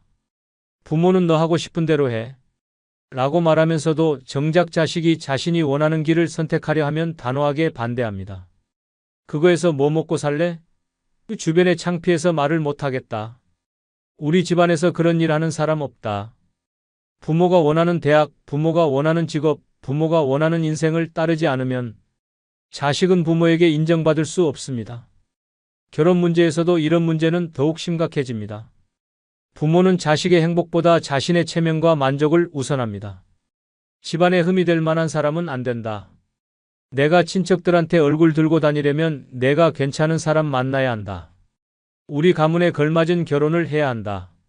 자식이 진정으로 사랑하는 사람이 있어도 부모의 기준에 맞지 않으면 반대부터 합니다. 그 과정에서 자식의 감정과 행복은 철저히 무시됩니다. 부모의 기대에 맞추지 못하면 자식은 비난을 받습니다. 내가 널 어떻게 키웠는데 너는 부모 속만 썩인다. 넌 우리 집안 수치야. 차라리 낳지 말 걸 그랬다. 부모는 자식이 자신의 기대에 부응하지 않으면 마치 큰 죄를 지은 것처럼 몰아세웁니다. 부모가 원하는 대로 살지 않으면 사랑받을 자격이 없다는 듯한 태도를 보입니다. 심지어 부모의 노후까지 자식이 책임져야 한다고 생각하는 경우도 많습니다. 우리는 널 위해 평생을 희생했으니 이제는 내가 갚아야지. 부모가 힘든데 자식이 외면하면 되겠냐? 자식이 아무리 최선을 다해도 부모의 기대를 만족시키기는 어렵습니다. 부모의 욕심은 끝이 없고 자식이 아무리 노력해도 그 정도로는 부족하다. 라는 말만 돌아올 뿐입니다. 이런 부모 밑에서 자란 자식은 결국 부모와 거리를 두게 됩니다. 처음에는 부모를 만족시키기 위해 노력하지만 결국에는 자신의 인생이 부모의 욕망을 채우는 도구로 전락했다는 것을 깨닫게 됩니다.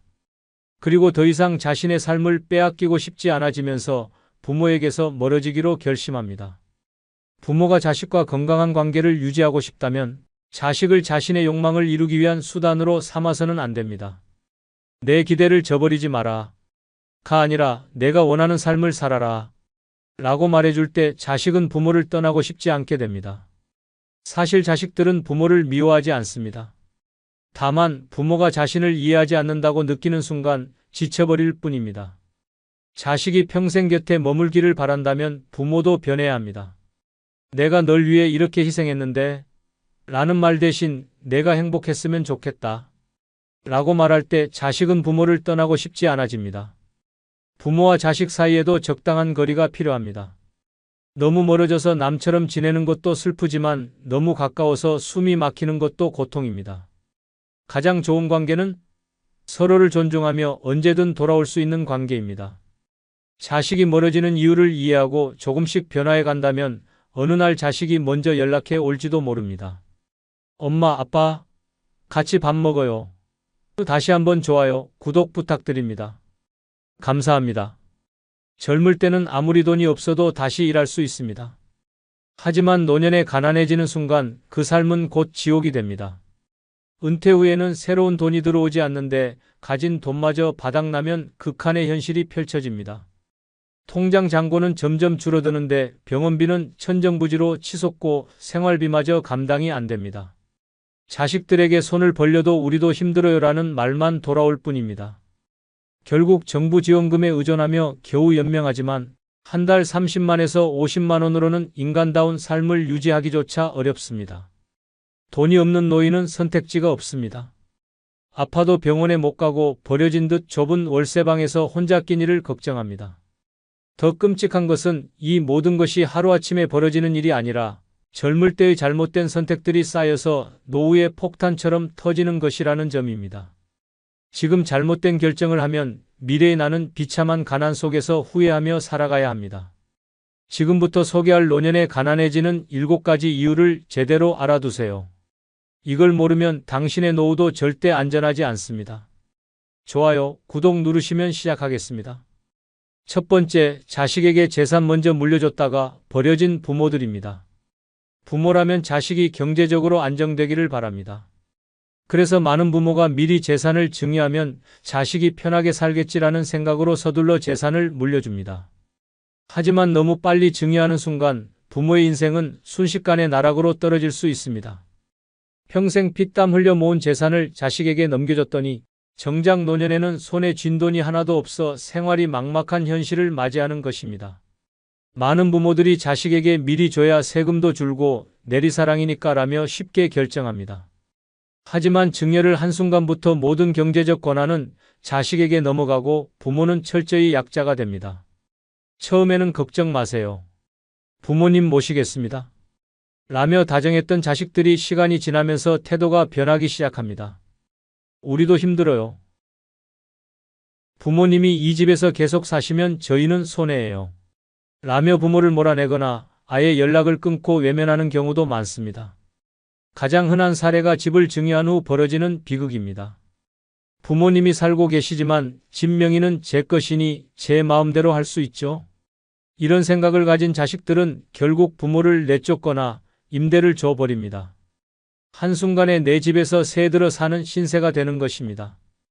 더욱 심각한 것은 재산을 물려주고 나면 다시 되찾을 방법이 없다는 점입니다. 법적으로 이미 자식에게 넘어갔기 때문에 부모가 아무리 호소해도 돌려받을 수 없습니다. 이제라도 깨달아야 합니다. 내가 가진 재산은 곧 내 삶의 보호막입니다. 돈이 있으면 병원비 걱정 없이 치료를 받을 수 있고 생활이 어려워져도 선택권이 생깁니다. 반면 너무 빠른 증여로 돈을 다 내어준 순간부터 부모는 자식에게 의존해야 하는 약한 존재로 전락합니다. 자식을 사랑하는 것은 좋지만 그 사랑이 내 노후를 망쳐서는 안 됩니다. 너무 빠른 증여는 결국 부모를 가난과 외로움으로 몰아넣는 지름길이 될 수 있습니다. 자식보다 중요한 것은 내 남은 인생을 후회 없이 사는 것입니다. 그럼 실제 사례 한 편 소개해드리겠습니다. 제목은 집 증여해줬다가 새들어 사는 신세가 된 부모입니다. 72세 최명수 씨는 몇 년 전 아들에게 미리 재산을 물려주는 것이 좋다는 말을 듣고 30년 동안 살아온 아파트를 아들에게 증여했습니다. 아들도 걱정 마세요. 부모님 편하게 사실 수 있도록 해드릴게요라며 든든한 모습을 보였습니다. 최 씨 부부는 이제 자식에게 짐이 되지 않겠지라며 안심했습니다. 하지만 2년 후 아들은 이 집을 전세 주고 저희는 더 넓은 곳으로 이사 가려고요라고 말했습니다. 최 씨 부부는 깜짝 놀라 우린 어디로 가라는 거냐? 곧 따졌지만 아들은 명의가 제 것이니 제 마음대로 해도 되잖아요 라며 냉정하게 말했습니다. 결국 최 씨 부부는 자신이 살던 집에서 쫓겨나 월세방을 알아봐야 했습니다. 최 씨는 후회했습니다. 그냥 내 명의로 두고 살 걸 왜 미리 줘버렸을까? 자식이 미워지는 마음도 생겼지만 돌이킬 수도 없었습니다. 결국 남은 돈으로 작은 원룸을 구해 들어가면서 최 씨는 돈이 있어야 자식도 함부로 못한다는 걸 뼈저리게 깨달았습니다. 두 번째, 계획 없이 쓰다 보면 노년엔 빈털터리가 된다. 돈이 있을 때는 아무렇지도 않게 쓰지만 노년에 들어서면 한 푼 한 푼이 목숨처럼 소중해집니다. 하지만 젊을 때부터 계획 없이 돈을 쓰는 습관을 고치지 않으면 결국 노년에 빈털터리가 되는 건 시간 문제입니다. 소비의 늪에 빠진 사람들은 한순간의 기쁨을 위해 돈을 씁니다. 명품 가방, 값비싼 외식, 충동적인 쇼핑, 필요 없는 구독 서비스까지 이렇게 무분별하게 지출하다 보면 돈이 어디로 새어나가는지도 모른 채 빈곤의 늪에 빠지게 됩니다. 특히 은퇴 후에도 이 습관을 버리지 못하면 상황은 더욱 심각해집니다. 더 이상 고정적인 월급이 들어오지 않는데 젊을 때처럼 흥청망청 쓰다 보면 순식간에 노후 자금이 바닥납니다. 결국 이 돈이면 되겠지라고 생각했던 노후 자금이 몇 년 만에 사라지고 남은 것은 초라한 통장 잔고와 생활고뿐입니다. 계획 없이 소비하는 습관은 단순한 문제가 아닙니다. 심하면 빚으로 이어지고 노년에 경제적 독립을 유지하지 못하는 원인이 됩니다. 나이가 들수록 수입은 줄고 병원비와 생활비 부담은 늘어나는데 돈이 없다면 어떻게 될까요? 결국 자식에게 손을 벌리거나 정부 지원금에 의존하는 신세가 될 수밖에 없습니다. 경제적 자유를 꿈꿨던 노후가 눈치 보며 살아가는 서글픈 현실로 변하는 것입니다. 이제라도 늦지 않았습니다. 소비 습관을 점검하고 반드시 계획적으로 돈을 쓰는 연습을 해야 합니다. 가계부를 작성하고 불필요한 소비를 줄이며 지금 이 돈을 써도 10년 후 괜찮을까? 라는 질문을 스스로 던져보세요. 노후의 가난은 하루아침에 오는 것이 아닙니다. 젊었을 때부터의 작은 소비 습관이 쌓여서 노년에 재앙이 되는 것입니다. 세 번째, 집 한 채만 믿다가는 노년에 집은 있어도 돈이 없다입니다. 많은 사람들이 집을 재산의 전부라고 생각합니다. 젊을 때부터 내 집 마련에 목숨을 걸고 전 재산을 쏟아부어 한 채를 마련하면 노후가 보장될 것이라고 착각합니다. 하지만 현실은 그렇지 않습니다. 집 한 채만 믿고 있다가는 나이 들어 하우스 푸어로 전락할 위험이 큽니다. 퇴직 후 안정적인 소득 없이 집 한 채만 가지고 있다면 현실은 끔찍합니다. 생활비는 점점 부족해지는데 정작 집을 돈으로 바꿀 방법이 없습니다. 집을 유지하는데도 돈이 들어갑니다. 각종 세금, 유지보수 비용, 관리비까지 부담은 커져가지만 집 한 채를 가졌다는 이유만으로 지원도 못 받고 빈털터리로 살아가는 경우가 허다합니다. 더 큰 문제는 집값이 언제나 오르는 게 아니라는 점입니다. 부동산 시장은 변합니다. 당장 돈이 필요해도 경기 침체나 지역 개발 문제로 집값이 떨어지면 팔지도 못하고 되팔아도 손해를 볼 수 있습니다. 결국 팔지도 못하고 살지도 못하는 최악의 상황에 빠지는 것입니다. 은퇴 후 생활비가 없어 울며 겨자 먹기로 전세를 주고 월세로 이사하는 경우도 많습니다. 노후에는 유동성이 중요합니다. 집 한 채만 믿기보다는 다양한 소득원을 마련해야 합니다. 적절한 금융 투자, 연금, 소규모 임대 수익 등 여러 가지 방법으로 수입을 나누어야 합니다. 집이 있으니 괜찮겠지라는 생각은 위험한 착각입니다. 지금부터라도 집 한 채에 전 재산을 묶어두는 것이 얼마나 위험한지 깨닫고 보다 현실적인 노후 자산 계획을 세워야 합니다. 집이 아닌 내 손에 쥘 수 있는 돈이 있어야 진짜 부자입니다. 네 번째, 경제 사기를 방심하면 한순간에 무너진다입니다. 나이가 들수록 경제 사기의 타깃이 되기 쉽습니다. 평생 모아온 돈을 지키는 것이 무엇보다 중요한데 괜찮겠지라는 안일한 생각이 한순간에 모든 것을 날려버릴 수 있습니다. 사기꾼들은 노인의 심리를 정확히 파악하고 접근합니다. 안정적인 투자입니다. 이런 말에 속아 넘어가는 순간 당신의 노후 자금은 한순간에 사라질 수 있습니다. 경제 사기의 유형은 다양합니다. 고수익 보장 투자, 다단계 금융상품, 가짜 부동산 투자, 보이스피싱, 로맨스, 스캠, 정부 지원금 사칭 등 수법도 점점 교묘해지고 있습니다. 특히 안정적이다, 절대 손해 안 본다, 믿을 만한 사람이 추천했다 같은 말은 의심해야 합니다. 사기꾼들은 믿음을 얻기 위해 지인을 이용하거나 유명인을 내세우기도 합니다. 그러나 결국 피해를 보는 건 당신 혼자입니다. 한순간의 방심이 평생 쌓아온 재산을 날려버립니다. 많은 피해자들이 설마 내가 당할 줄 몰랐다, 확실한 정보라고 해서 믿었다며 후회합니다. 하지만 돈은 이미 사라지고 없습니다. 그리고 사기를 당한 후에는 자식에게 말도 못하고 주변의 눈치를 보며 혼자 끙끙 앓는 경우가 많습니다.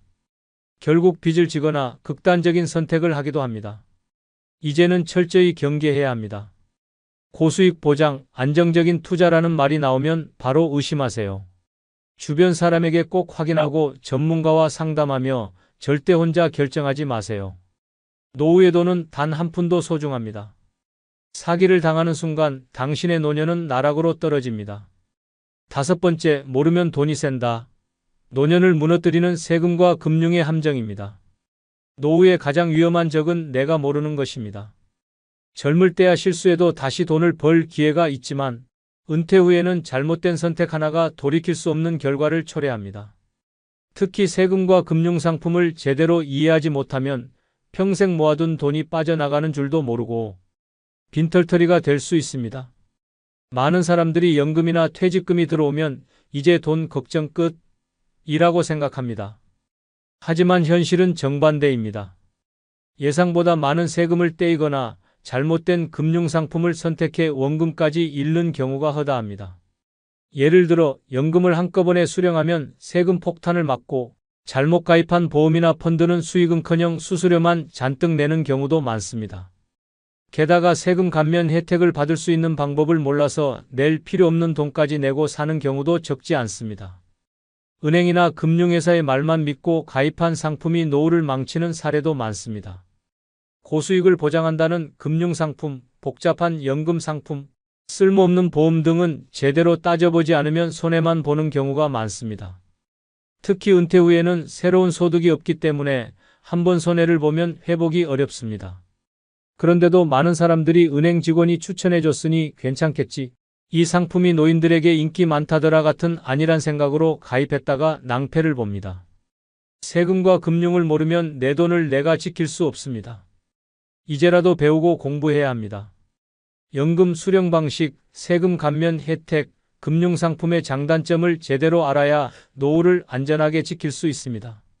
세금과 금융을 모른 채 살아가면 결국 노년에 돈은 있는데 쓸 돈이 없는 황당한 상황을 맞이할 수 있습니다. 내가 모르면 결국 남 좋은 일만 시키는 것입니다. 6번째, 거절 못하면 평생 번 돈이 남의 돈 된다입니다. 노년에 접어들면 돈을 벌 기회는 줄어드는데 주변에서 형님, 누님, 친구야 한 번만 도와줘라며 경제적 도움을 요청하는 일은 오히려 늘어납니다. 오랜 정과 의리를 저버릴 수 없어 한두 번 도와주다 보면 어느새 내 노후 자금이 남을 위한 돈으로 바뀌어 버립니다. 가장 무서운 건 이렇게 빌려준 돈은 99% 돌려받지 못한다는 것입니다. 특히 퇴직금을 받았다는 소문이라도 나면 평생 연락 없던 사람들이 찾아와 지금만 어려우니까 좀 도와줘, 나중에 꼭 갚을게, 당신 같은 사람이 안 도와주면 누가 도와줘라며 감성적으로 호소합니다. 이런 말을 듣다 보면 거절하는 내가 나쁜 사람 같고 도와주지 않으면 인간관계가 끊어질 것 같아 결국 돈을 내주게 됩니다. 하지만 그렇게 빌려준 돈이 돌아오는 경우는 거의 없습니다. 노후에는 가장 중요한 것이 내 돈을 지키는 것입니다. 경제적 부탁을 거절한다고 해서 인간관계가 완전히 끊어지는 것도 아닙니다. 오히려 돈을 빌려주면 관계가 더 망가지는 경우가 많습니다. 처음엔 미안해하던 사람도 시간이 지나면 갚을 생각조차 하지 않고 오히려 내가 독촉하면 화를 내거나 피해 다니는 경우도 많습니다. 결국 돈도 잃고 인간관계도 잃는 최악의 결과를 맞게 됩니다. 실제 사례 한 편을 소개해드리겠습니다. 68세 김영수 씨는 40년 평생을 함께한 친구 박 씨에게 배신당했습니다. 박 씨는 몇 달 전부터 형님, 이번 사업만 잘 되면 대박입니다. 형님도 편하게 지낼 수 있습니다라며 투자할 것을 부탁했습니다. 김 씨는 은퇴 후 퇴직금으로 조용히 노후를 보내려 했지만 친구의 간절한 눈빛과 한 달 안에 꼭 갚겠습니다라는 말에 결국 마음이 약해졌습니다. 김 씨는 깊은 고민 끝에 5천만 원을 건넸습니다. 하지만 한 달, 두 달이 지나도 돈은커녕 연락조차 되지 않았습니다. 불안한 마음에 박 씨가 운영하는 가게를 찾아갔지만 문은 굳게 닫혀 있었습니다. 이웃 가게 주인은 며칠 전에 문 닫고 사라졌어요 라고 말했습니다. 김 씨는 순간 머리가 하얘졌습니다. 40년 우정을 믿었지만 현실은 달랐습니다. 박 씨는 야반도주했고 5천만 원도 함께 사라졌습니다. 김 씨는 그제야 깨달았습니다. 내가 왜 거절하지 못했을까? 왜 이렇게 쉽게 믿었을까? 친구에게 돈을 빌려준 순간부터 불안감이 들었지만 오랜 정을 생각해 차마 거절하지 못했던 것이 가장 큰 실수였습니다. 돈을 빌려주기 전에는 이렇게까지 할 친구가 아니야 라고 생각했지만 돈이 오간 순간 관계는 완전히 달라졌습니다. 퇴직 후 모아둔 돈은 다시 벌기 어렵습니다. 하지만 친구나 지인은 쉽게 부탁하며 형님 정도면 이 정도는 빌려줄 수 있잖아요. 이거 안 도와주면 너무 섭섭합니다 라는 말로 감정을 자극합니다. 그러나 돈을 빌려준 후에는 상황이 완전히 달라집니다. 처음에는 미안해하던 사람도 시간이 지나면 당연하게 생각하고 오히려 독촉하면 불편한 기색을 보이거나 연락을 피하는 경우가 많습니다. 7번째, 노년의 창업? 잘못하면 남은 돈까지 날린다. 입니다. 퇴직 후에도 한 번만 더 도전해보자라는 마음으로 창업을 꿈꾸는 사람들이 많습니다. 평생 직장 생활을 하며 쌓아온 경험과 인맥이 있으니 이번에는 내 사업으로 성공할 것 같다는 착각에 빠지는 것입니다. 하지만 현실은 냉혹합니다. 노년에 시작하는 창업의 성공률은 10%도 되지 않습니다. 잘못된 선택을 하면 남은 노후 자금까지 한순간에 사라지고 경제적으로 완전히 무너질 수도 있습니다. 특히 퇴직금을 전부 쏟아붓고 시작하는 창업은 더욱 위험합니다. 프랜차이즈 식당, 카페, 편의점, 소규모 가게 등 은퇴자들이 많이 도전하는 업종은 이미 경쟁이 치열하고 운영비와 임대료 부담이 상당합니다. 하지만 창업을 결심한 사람들은 이건 무조건 된다. 내 가게만의 특별한 점이 있다. 나도 이제 사장님이 될 거야 라는 희망에 부풀어 현실적인 위험을 간과합니다. 결국 창업 후 몇 개월 만에 손님이 없어 적자를 보고 빚까지 떠안은 채 문을 닫는 사례가 수두룩합니다. 또한 사업 경험이 부족한 상태에서 시작하는 창업은 더 위험합니다. 직원 관리, 세금 신고, 원가 절감, 마케팅 등 사업 운영에 필요한 기본적인 지식이 없으면 처음부터 손해를 보는 구조로 가게 됩니다. 은퇴 후 여유로운 삶을 꿈꾸며 시작한 창업이 결국 스트레스와 빚더미만 남긴 채 끝나는 경우가 허다합니다. 나이가 들수록 위기 대처 능력도 젊을 때보다 떨어지기 때문에 사업이 어려워져도 적절한 대응을 하지 못하고 결국 모든 것을 잃게 되는 것입니다. 실제 사례 한 편을 소개해드리겠습니다. 제목은 퇴직금 털어 차린 치킨집 1년 만에 빚더미입니다. 68세 이정우 씨는 은퇴 후 치킨집을 창업했습니다. 평생 직장 생활만 했지만 치킨은 망하지 않는다. 은퇴하고도 내 가게 하나쯤 있어야 한다라는 생각에 퇴직금 1억 원을 투자했습니다. 프랜차이즈 가맹점 본사에서는 초보도 쉽게 할 수 있습니다. 월 500만 원 이상 수익 보장이라며 장밋빛 미래를 약속했습니다. 하지만 현실은 달랐습니다. 가게를 연 지 2달이 지나도 손님이 별로 없었습니다. 주변에 이미 치킨집이 많았고 배달 경쟁도 치열했습니다.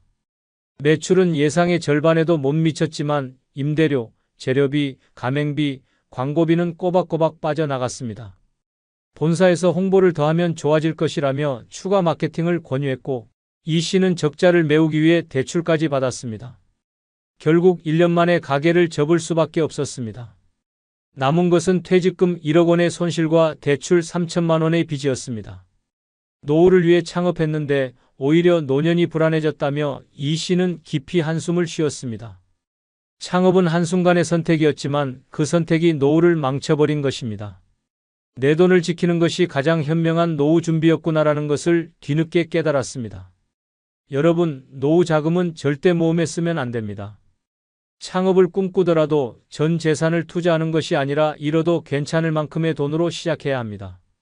또 반드시 철저한 시장 조사와 경험을 쌓은 후에 신중하게 결정해야 합니다. 나는 다를 거야 라는 착각이 노년을 파탄으로 몰아넣을 수 있습니다. 노후는 안정이 최우선입니다. 지금 가진 돈을 지키는 것이야말로 최고의 재테크입니다. 노후에 가난해지는 것은 운명이 아닙니다. 당신이 젊을 때 어떻게 살았느냐에 따라 결과가 달라집니다. 지금 무심코 하는 선택이 10년 후, 20년 후에 당신을 무너뜨릴 수도 있습니다. 나는 자식이 있으니 괜찮겠지? 그렇지 않습니다. 자식도 자기 살기에 바쁩니다. 연금만으로 충분하겠지? 착각입니다. 물가는 계속 오르고 병원비와 생활비는 생각보다 훨씬 큽니다. 그래도 어떻게든 되겠지. 이런 안일한 생각이야말로 당신을 가난한 노년으로 내모는 가장 큰 원인입니다. 노후에는 돈이 곧 생명입니다. 돈이 있으면 좋은 병원에서 치료받고 원하는 곳에서 살며 자식들에게도 당당할 수 있습니다. 하지만 돈이 없으면 자식 눈치를 보며 살아야 하고 병원조차 갈 엄두를 못 내고 남은 생을 초라하게 보내야 합니다. 이 글을 읽고도 아무것도 바꾸지 않는다면 당신의 미래는 뻔합니다. 내가 그때 미리 준비했어야 했는데라며 후회해도 소용없습니다. 가난한 노년을 피하고 싶다면 지금 당장 대비하세요. 내 인생을 지킬 사람은 나뿐입니다. 끝으로 구독, 좋아요 부탁드립니다. 감사합니다.